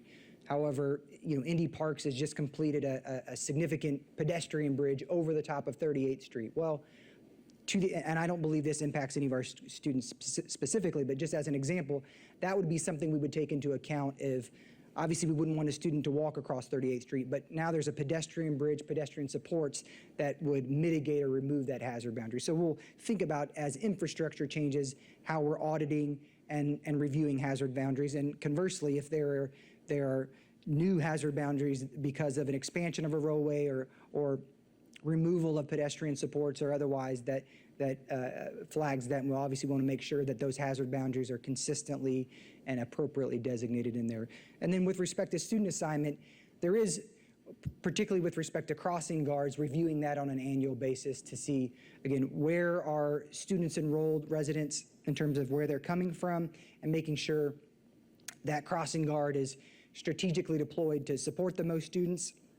And there are some hazard boundaries that can be mitigated by a crossing guard, but that requires a little bit of a work in determining how many students could be supported through that. And so obviously if there's only 3 or 4 students, that probably wouldn't, it wouldn't justify deployment of a crossing guard to support crossing for those 3 or 4 students, so they would continue to receive a safety hazard busing designation. And so I think a lot of the heavy lifting has been done, and I wish Deidre and the first student team was here to give them credit, because they've done all the behind the scene work of digging through databases and Edulog and working through maps and mapping, and so done a tremendous job doing some of the heavy lifting. And so on a going forward basis, I think the hard work is done, but there's obviously every year going to be an annual process of reading those hazard boundaries and making sure student assignments are appropriately assigned. Great, thank you. All right, well, we'll move on to the final bucket. I think it's the most interesting, is route optimization. And so with respect to route optimization, we're really thinking about how we transfer the given number of students on the bus fleet we have in the most efficient, effective manner. And so this was part of the work and the scope of work that we had planned to do with our first student partners as we entered into that engagement last year. And some of that work, as I previously mentioned, was significantly disrupted by COVID-19 last year. So we went from thinking about how can we optimize route, how can we increase bus utilization, to how can we get students off of buses, how can we make sure that we're implementing the physical distancing on buses. And so picking up a lot of that work that got disrupted last year and beginning to think about our route optimization work. And so really there are kind of three components to route optimization. One is route optimization, which is just how that bus gets assigned to pick up. So making sure that in terms of the total time and the total distance that it's doing that in the shortest and most efficient manner. And so thinking about how we route those buses. The second one is stop consolidation. And so looking at the number and location of our bus stops. And so the fewer bus stops we have and the more students per bus stop, the more effective and efficient our transportation service is. So doing a stop consolidation and stop audit that's looking at bus stop assignments and making sure that those are placed in the most effective and efficient way.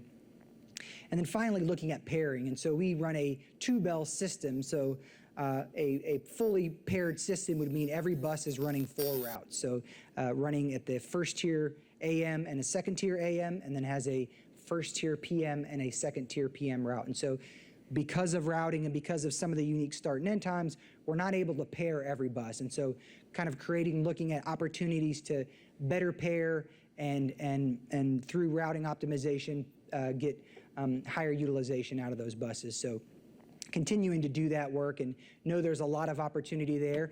And this, in some ways, all three of these efforts, the Indigo, the walk zones, and the routing optimizations are all complementary of one another. And so, to the extent we reduce ridership through Indigo and through walk zones, it gives more opportunity for us to think about how we can reduce routes and cut buses. And so we're currently running 305 buses for the current school year. As recent as 2015-16, I believe we were running 417 buses. So we've already done some significant, as Superintendent Johnson outlined early, some efforts to reduce some of the spend there, but we still think there's opportunity there in the coming school year. So I think I'm giving it back to Superintendent Johnson here to finish us with kind of reviewing timeline, next steps, and some of the engagement and supports that we'll do for these recommendations. You are, thank you. If we go to the next, will you keep driving for me, please? Thank you. So we know obviously this is the beginning of larger and more substantial engagement that we'll do in our school communities. And so wanted to outline for the board a timeline of different actions that'll be taking place between now and really the start of the next school year as we socialize these transitions for our students and our families. You can see between now and specifically April, before we ask the board for formal action on the recommendations, ensuring that we're informing impacted families of this proposed shift, getting feedback from them, and then after the time, assuming the board's approval, we'll continue to work during May, June, and July with ongoing communication, community engagement efforts. Ashley Scott, who leads our community engagement team, is here this evening and is already doing some of that engagement with community organizations and others to support this effort across all of our school communities so that we are ready to go at the start of the school year in August. To be a little bit more granular, in this next week, we will actually send a letter to families who would be specifically impacted, outlining the changes and where they can learn more. We already have a transportation page that is live on the website with lots of information, FAQs as well for families to reference. We'll have those multiple town halls and information session opportunities for students and families, having those Indigo ride opportunities so that, to Ms. Peacock's point, she can get on and see what it's like for her child and, walk to the stop and just get a sense of what it would be like, along with developing whatever other additional supports that we hear from principals and families that would be helpful for them to have. And so all of that is underway. And so, essentially, what we want to ensure that we are conveying is that we are committed to the financial sustainability of the district in the long term, and we want to do it in such a way that reduces the impact to our classrooms and our teaching and learning opportunities, that we are recommending these transitions for the start of the next school year, again, so we can address some of the fiscal problems that we're facing, and that while we are determining those strategies to address that deficit, we want to ensure that what we prioritize does not negatively impact, again, our classrooms, our teachers, and the learning experience of our students. And so that has been the priority and will continue to be as we leverage and continue to navigate our fiscal landscape. Stop there and also invite any questions about our next steps around communication and engagement. Questions from commissioners?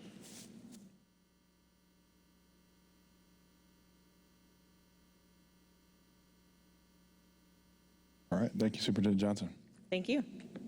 President Hawkins, if I might, I just want to note there is action required beginning in April for approval with respect to the transportation policy. So you'll notice in board docs in your materials, there is a red line version of the current board policy 8600 that just updates that to reflect the recommendation with respect to the Indigo shift, and so just includes a language about providing that in lieu of yellow bus for eligible students. So made that minor adjustment to the policy to support the recommendation. So needs to lay on the table for 30 days, but wanted to flag that to your attention. And I did make one other substantive change to the transportation policy, and this was as a result of some questions that we got from principals as part of the sessions that we had this week, which was for our K-8 schools, how are those students treated if you had a middle school student at a K-8 building? And so how we handle that as a transportation team is a K-8 building is treated as an elementary school, and so even if you're a 7th or 8th grader at a K facility, you are still designated a walker only at that 1 mile. And so we do that for a couple of reasons. One, just to avoid confusion in terms of multiple walk boundaries at the same school, but also so that we're being conscious of the fact that we're not disrupting families who have multiple students at the same school where a 2nd grader is a bus rider but a 7th grader isn't. So trying to make sure that that's not, it's kind of supporting transportation alignment for those schools. Great. Zach, thank you for calling that out. And that is posted on board docs as well, both the current and then red line version, so I appreciate that. And just to clarify, this board will not take action though until April, and Correct. Then decide at that point whether or not we would apply our custom 30-day wait after that, but it sounds like that's TBD in April at this point. That's correct. And we'll Right. come back in April, likely with an updated presentation with some of the feedback we've heard and questions that have come up and answers to those questions before we request formal action from the board. Thank you. Thank you, Zach. Item 7.02 is an update on an audit conducted by the organization Promise 54. As commissioners may recall, the district contracted with Promise 54 a number of months ago to conduct an equity audit of our practices that included document reviews, focus groups, and other reviews of district practices and protocols. This is in support of our racial equity policy and the work that we've been developing. That study is now concluded, and we're pleased to share some of the findings from that report with you this evening. So I will turn it over to Andrew Strope, Dr. Payne, and Sean Harris, who will facilitate this presentation. Great, thank you, Superintendent Johnson, and good evening, Board of School Commissioners. We are going to provide an update, as Superintendent Johnson said, on the Promise 54 DEI audit. As we presented to the board summer of 2020 on getting this audit launched. And so as we come back this evening, we'll give a quick overview of what the project looked like. We do have some findings back, so I want to make sure that we are talking through those, and then we'll also identify some next steps. So alignment to the 2025 strategic plan. So strategic priority 2 is promote racial equity, strengthen and expand our work to eliminate opportunity gaps, and then underline the aligned policies and talent decisions to IPS's anti-racism agenda. We have presented to the board a number of times over the past few years with Dr. Payne and myself and others around focusing on mindset. And of course, that work continues every day, but also have to start pushing into policy and action. And so that is where we are moving. And then an aligned initiative that we were able to actually execute most of this this school year, which was past the IPS Racial Equity Board policy, in the Black Lives Matter resolution, which Dr. Payne will talk about a little bit more. But in that, it outlines the specific work that we are looking to do with Promise 54 and hopefully carry forward as well. So next slide, Sean. Thank you. So Promise 54, I think this is 2 years ago, Dr. Payne, that her and I were in Washington, D.C. for a DEI conference, and multiple other school districts were talking about Promise 54 in terms of the amazing work that they did around the country.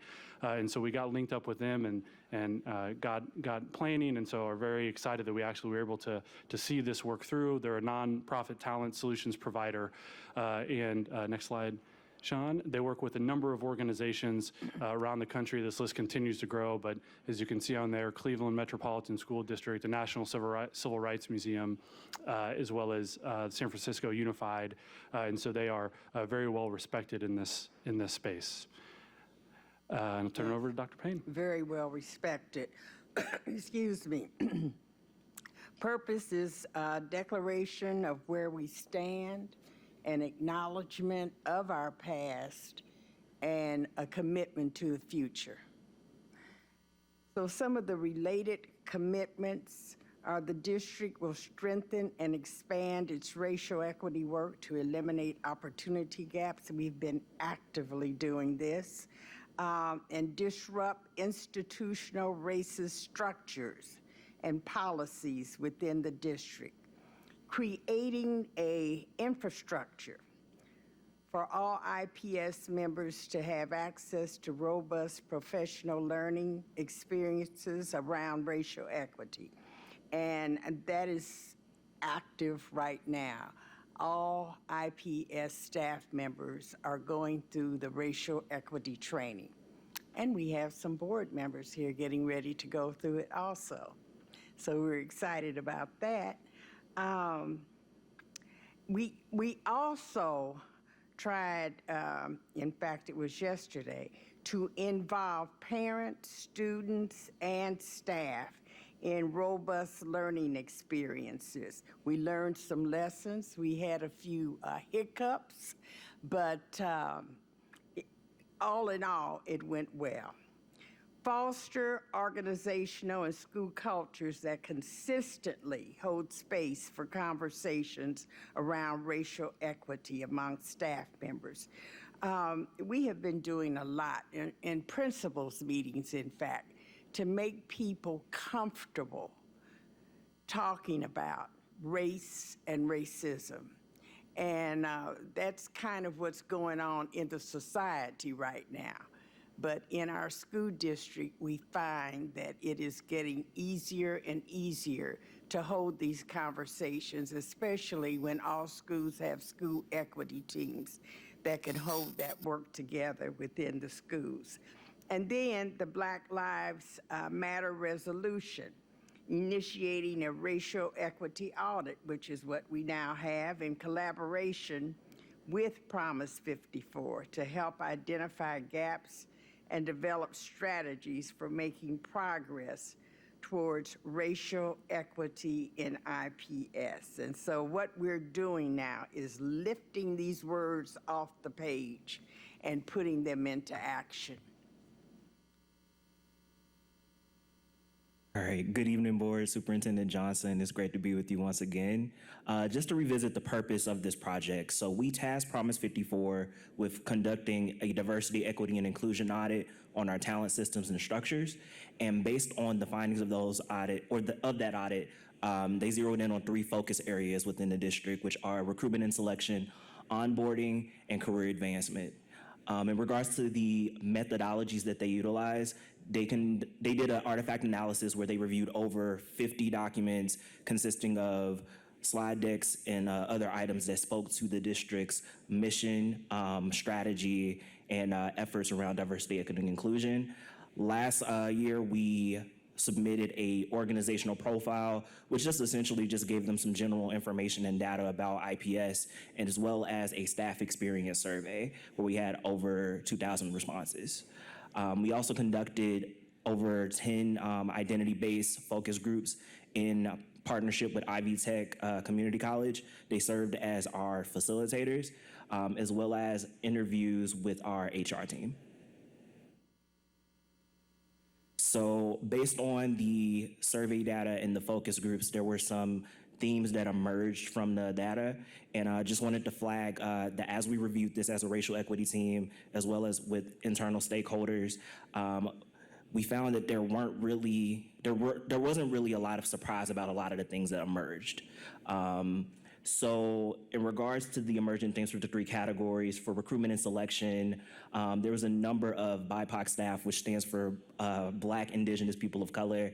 There was a lower number of school-based BIPOC staff compared to the benchmark organizations that they compared us to. And then also that BIPOC staff expressed a shock in regards to, I guess, like the diversity gaps in schools, and they would be hesitant to recommend others to work at IPS. In regards to onboarding, the things that emerged with that the effectiveness of our onboarding process was lower than the benchmark organizations that they compared us to, and then that staff expressed a inconsistency of onboarding practices across the district, which led to a lack of clarity around responsibilities, access and resources, and understanding the values of IPS.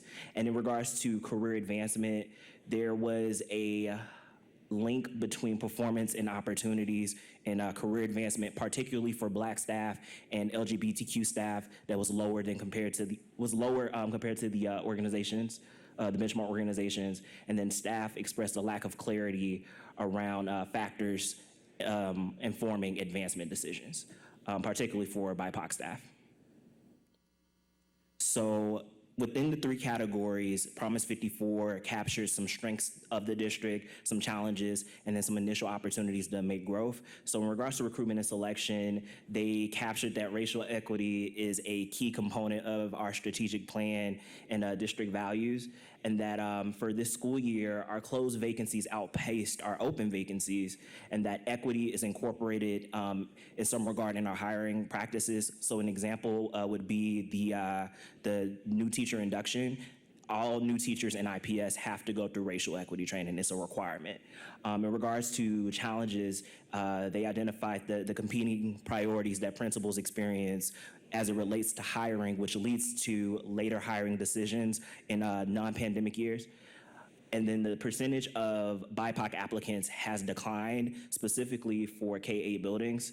In regards to opportunities, they identified current structures that we already in place and pushed us to review them to identify efficiencies. So that relates to like our applicant tracking system, and then like specific targeted events for BIPOC staff. In regards to onboarding, racial equity is a core component of our onboarding process, as well as the presence of DEI as a core value. So we've seen racial equity over the last 5 years be elevated as something that is extremely important to the district. In regards to challenges, just the inconsistent practices in regards to onboarding, not only across buildings, but across the district, and just that lack of clarity around expectations and competencies in terms of new staff coming on and like having a really solid understanding on what's expected. And then in terms of opportunities, leveraging systems that we already have. So this past January, Cornerstone, which is our new learning management system, went live in January, and they recommended potentially using that as a tool to centralize onboarding, as well as providing additional professional development opportunities. And then also like building on the mentoring opportunities that we already have in the district around opportunity culture, and seeing what opportunities we have to do something similar for central service staff and new hires.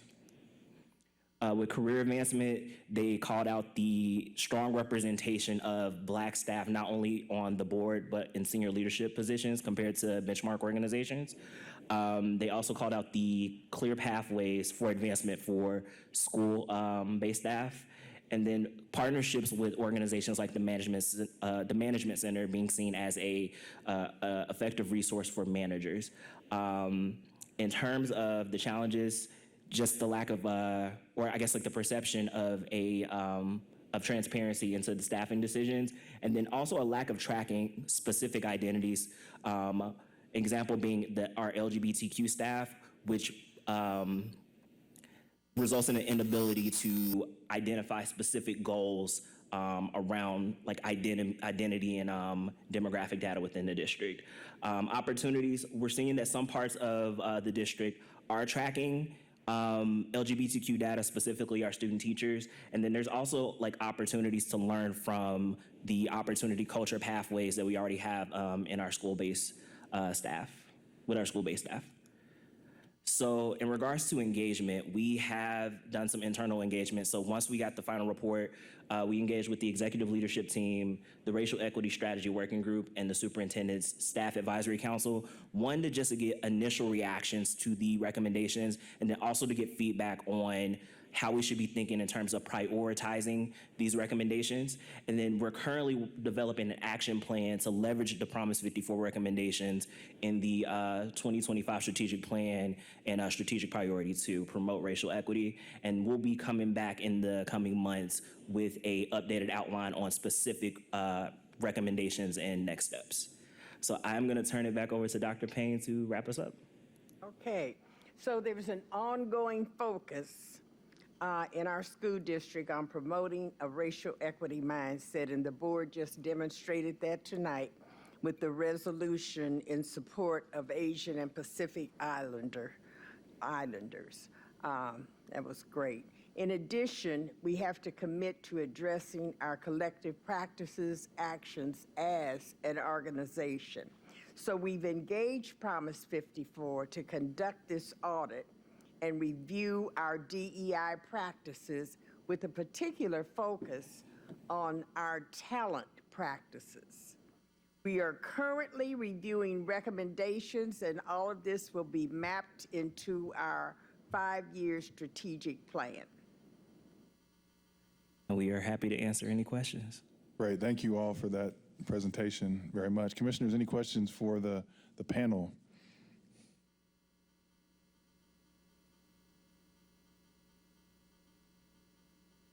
Commissioner Slack, don't want to. Go ahead, Commissioner Slack. I would like to say I am happy to hear about the work and the engagement that we're doing with this Promise 54, and to recognize our strengths and our talents and throughout the district.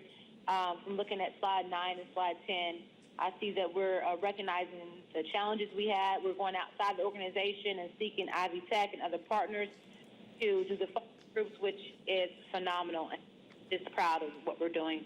So continue to keep doing the work. Thank you, Dr. Payne. You're welcome, Commissioner. Thank you, Commissioner Slack. I'll ask again, any questions from commissioners? Commissioner Arnold. It's very ambitious. There's a lot to consider. Can you be a little more specific on the timeline? It seems like 21, 22 is a long way. What are the steps and what's going to be going on to address the issues that were raised? Yeah, so what we started on this past week, or actually last week, is taking an initial stab at like mapping out where these initiatives should fall.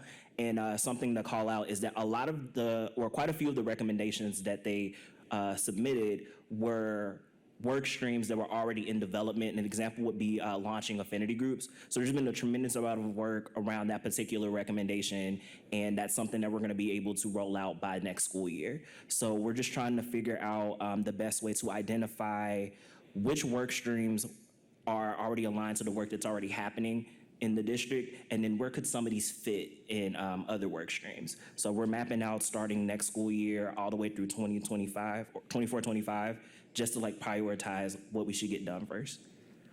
Would it be possible for us to say, get a quarterly update on where we are with the work? I mean, that seems so far out there. I would like, this is really important, and it really fits in with what we've committed to do for our district and our children.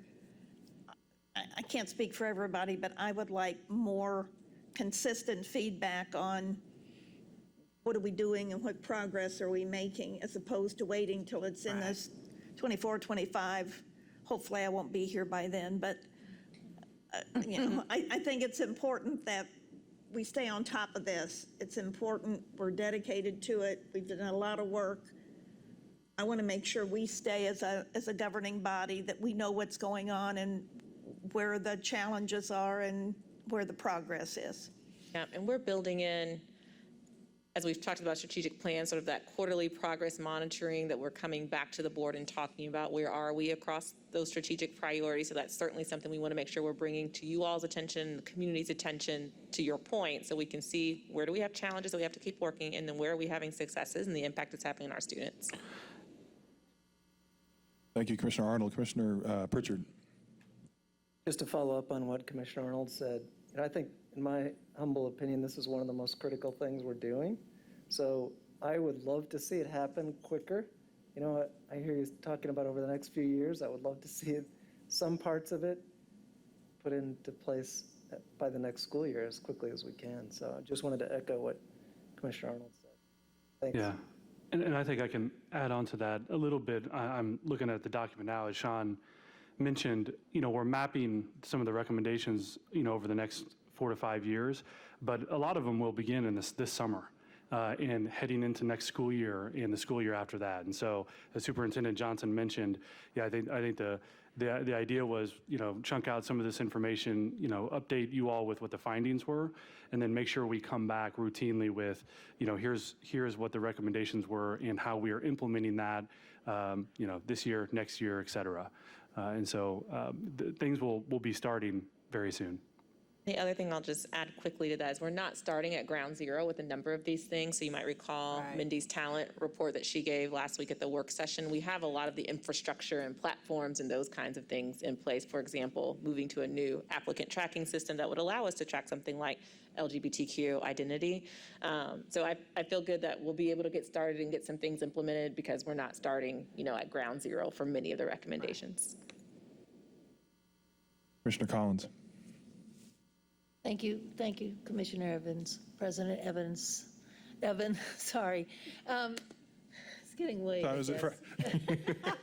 Who's that? No, sorry. I just wonder if there's a plan for implementing racial equity training for teachers. I know a lot have received it already, and it's a 2-day program. And as I understood it, it's only 20 people at a time. So what's the plan for getting everybody trained before school starts? So some of the things that we've done is we've updated our what's the best word for it? Our master tracker. So prior to having to pivot to a virtual training due to COVID, most of the records were kept on paper. So we've completely digitized all of this, and we've got it set up to a place so we can identify specifically who has already gone through training. And we've been able to target which schools, not only just with our school-based staff, but also central services. And we are pushing people to sign up for the racial equity training. So we're hoping that once we are able to come back in person, then that number could be expanded, because right now we're able to do 40 at a time. And Dr. Payne, if I'm not mistaken, we're training like 2 to 3 times a week. We're training for just about 4 days a week. And at the last 2 days, in fact, we are training community partners. Of course, they have to pay to be trained. But we're doing about 4 days a week to make sure that our staff members get through, and this is certified and classified staff. Yeah, and I think as we look into the future, to Dr. Payne and Sean's point, we've really scaled it up this year and have the goal that we have set to get all staff trained by the end of next school year. Naturally, as you have turnover, there will be staff that every year over year that are new to the district that need to be trained. And so we'll keep an element of that probably monthly rolling through. And Sean and I had the opportunity through the Racial Equity Summit yesterday to have some conversations with parents and just getting a lot of requests for starting to open that training up for parents, which I think would be really powerful. And so we're having some conversations now as a team on what that could look like into the future to really start pushing this out external as well. So I think excited on where that could potentially go. Okay, and I have another question. It's kind of general, I guess, but I noticed that in front of our racial equity stance, we have 1619. And I've read that entire thing through the New York Times, and I wonder if that's what we're talking about, some of that kind of historic truth that should be taught and everyone should understand, or are we talking about something else by using that 1619 designation? No, absolutely not. What you said the first time when you read through it, because one of the most moving parts of the training are the dates, where they take people back to show them the policies and the laws that were put in the books intentionally to make sure that African Americans were held back. And we always use the Monopoly game, in fact, as an analogy, because if you start in that Monopoly game 5 hours behind everyone else, then you never catch up. So it's very direct truths to help people understand why Black and brown children are always at the bottom and why we are able to know they're going to be there even before the test is given. And this has been normalized. So that's the kind of teachings that they get. And they get the workbook at the end of those 2 days, as well as 21 days of all kinds of links that they can use. Also, each school is supposed to have a school equity team to hold the work together in the school following the training. That means disaggregated data has to be actively reviewed by gender and race. Also, we ask the school equity teams to make sure they know the history of their school. For instance, if it was Crispus Attucks, we know Indiana Avenue used to be filled with Black businesses, all kinds of Black businesses. What happened to that? Why is it that the Walker is the only standing icon now of that neighborhood? So there's many different things that the schools have to do following that training. Thank you. Thank you. Thank you, all three of you. Thank you. Thank you, Commissioner Collins. Commissioner Moore. You and all the work that you've been doing with that program. Of course, as you know, we all attended, and so I'm very happy that I had the opportunity to do so. But I wanted to ask a question that's a little bit different from the rest. We had talked about last year when we started talking about equity and whatnot, that we were going to look at the tools that our children utilize to learn, and we were going to evaluate them to determine whether they were culturally sensitive. Where are we at on that?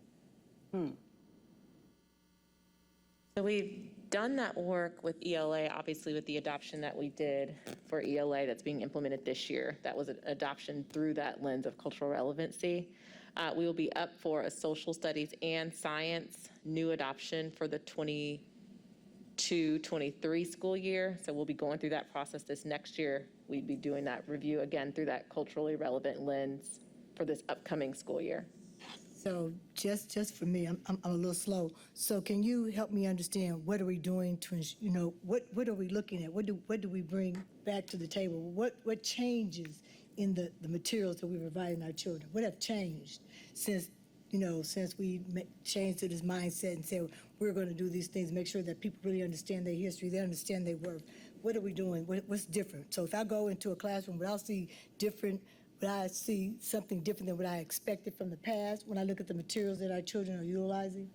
I think in English and language arts, you would see something different because those are new materials that we just put into place this year.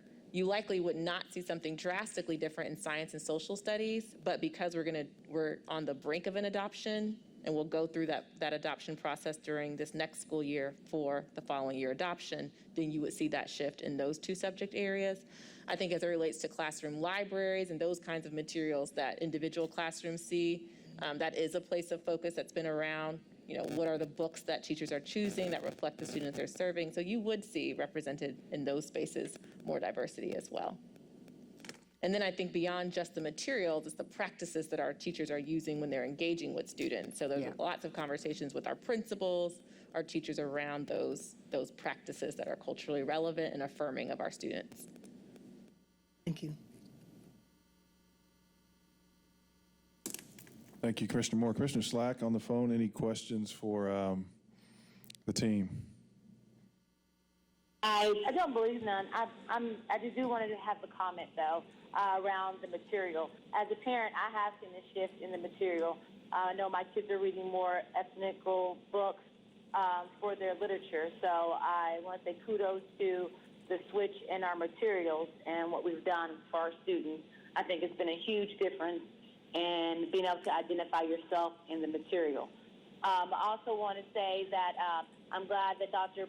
Payne did discuss about the tracking. So it's not only relevant that we make sure everyone is trained, but it's also relevant that we make sure that everyone's using the material, which is very important, that we're having them implement the material along the way. So knowing that there's a team there at the school, I didn't know that. That's great information. I'm glad to know that.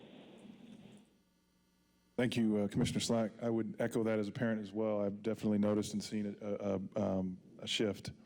A different question is, we focused this presentation kind of stepping in on this audit on talent and recruitment and onboarding, et cetera, but there's so many other dimensions to the work. We know that, our system includes how we, how students, particularly students of color, are disproportionately, suspended or disciplined, whether it be law enforcement. And I know we've done some work around and continuing to analyze law enforcement practices across the board, but I'm curious what next steps or sort of what dimensions or what segments of the organization might be on deck for this type of in-depth analysis, because there's just so much to do. Yeah, it's a great question. I think, Dr. Henderson, our Chief Schools Officer, isn't here with us this evening, but I think when we rolled out last school year, it was a central office and school principal leadership rubric. Is all part of kind of a performance management system, and we completely revised that to focus more on racial equity. And so, to Superintendent Johnson's point, the actions and the instructional practices that our educators use on a daily basis is really where it counts. So where we spend a lot of time is on mindset. And again, that'll continue to happen. What we talked about tonight, to your point, is around policy and practices, and in particular at central office, that we need to do a better job of. We have already started to push on teacher practice.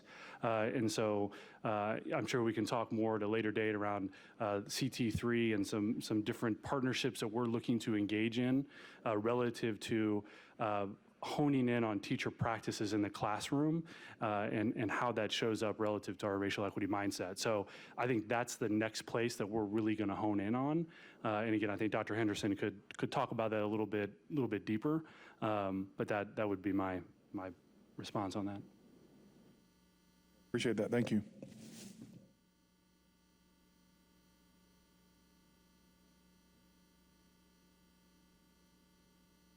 Thank you, Sean. Thank you, Dr. Payne. Thank you, Andrew, for your presentation. We look forward to coming back to the board and updating you on the progress that we make. Thank you. There are no items this evening in old business. There is one item in new business that we presented on Tuesday, which is the small purchases policy. I believe this policy will sit for the requisite 30 days before formal board action is taken. So with that, I will turn it back over to you, President Hawkins. Thank you, Superintendent Johnson. And again, thank you, Dr. Payne and Sean and Andrew for that presentation. Moving on to section 10 of the agenda, commissioner comments. Does any commissioner have any closing comments or remarks this evening? I see Commissioner Arnold's hand. Thank you, President Hawkins. I just wanted to give a shout out as the board representative to the IPS Foundation. They've done great work on behalf of our students in our district, and there are a couple of ways you can support them immediately. I have my shirt on tonight. Is it on the IPS webpage? Pretty sure it is. Let me Out of check very order. quickly. I know it is on the foundation. It says, made for the moment, and it's celebrating the basketball connection and all the activity going on this month in Indy. And I believe all the proceeds from the sale of the shirts will go to the IPS Foundation. And if you don't need a t-shirt, you can order between now and Saturday from Cluster Truck. Just go online. And I believe 30% of the proceeds will go to the foundation and then come through to help our students and our teachers through grants and other opportunities. I happen to live 4 blocks out of the delivery area, so I ordered last night and pulled up in front of this building and had my food delivered here. So if you don't live in the district, you can still figure out how to get your food. It's a great opportunity, but very much appreciate their effort. They've done great work on behalf of our students and our teachers and our district, and I hope that you would consider supporting them. Thank you, Commissioner Arnold. Do any other commissioners have any closing comments this evening?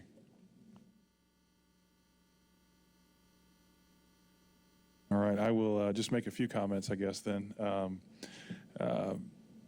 One, in general, I think just the transportation conversation, there's a lot there. And I appreciate, and I'm kind of going back in time here a little bit, so forgive me, because it's about 8:30 and we've been at this for a few minutes. But I think, whether it be the budget appropriation adoption process, and thank you, Weston, and your team for the work that goes into that. We only see the very tip of the iceberg, but we know this is, nonstop. So we appreciate you and your team's work here. Also, transportation, Scott and Zach as well. And I think there's just the through line between all of these issues is going back to those slides about the conversations that occurred many, many years ago, whether it be prior to a referendum, during the referendum, and leading up to it, and then beyond that. And so just the connectivity between that and what we're also experiencing and seeing happening at our State House as well.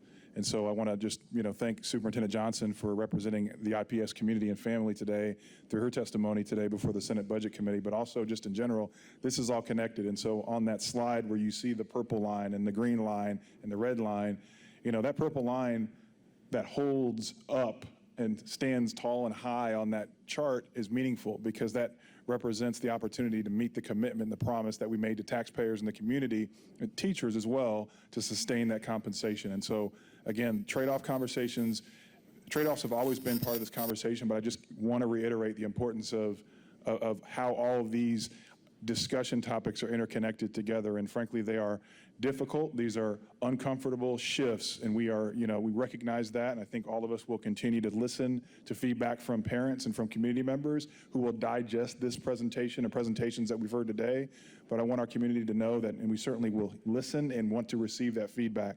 But also, I want to make sure that we don't miss, and I appreciate this being in the presentation again, that we don't miss the connectivity of all of these factors in play and how they affect our ability to deliver on the highest possible outcomes for our young people and our students. And I think I see Commissioner Allen hand up as well for a closing comment. Yes, President Hawkins, if I'm in order, I would like to read a memorial. Memorial to Jesse C. Hawkins, Jr. Whereas Jesse C. Hawkins, Jr. served the Indianapolis Public Schools from 2019 to 2021, whereas his years of dedicated service contributed positively and significantly to the Indianapolis Public School District as a whole, and specifically to the students and staff members at Short Ridge High. Now, therefore, be it resolved by the Board of School Commissioners of the City of Indianapolis that the death of Jesse C. Hawkins, Jr. be memorialized and that a copy of this memorial be sent to the members of his family. Jesse C. Hawkins, Jr. was a valuable member of the Strings program at Short Ridge High School and is greatly missed by students, parents, faculty, and staff members. Mr. Hawkins wanted to give students of all backgrounds, but especially students of color, an opportunity to excel on the violin and viola as a result of his lifetime experiences. Mr. Hawkins wanted to give back to a community similar to the one where he grew up in North Carolina, which he did through numerous tutoring opportunities and group instructional sessions. Mr. Hawkins attended the prestigious North Carolina School of the Arts. His career includes first violin in the Charlotte Symphony Orchestra 1974 to 1976, the Concerto Soloist of Philadelphia, and a playing member from 1977 to 1984. Principal second violin in the Opera Company of Philadelphia Orchestra from 1977 to 1986. Member of the Santa Fe Opera from 1978 to 1988.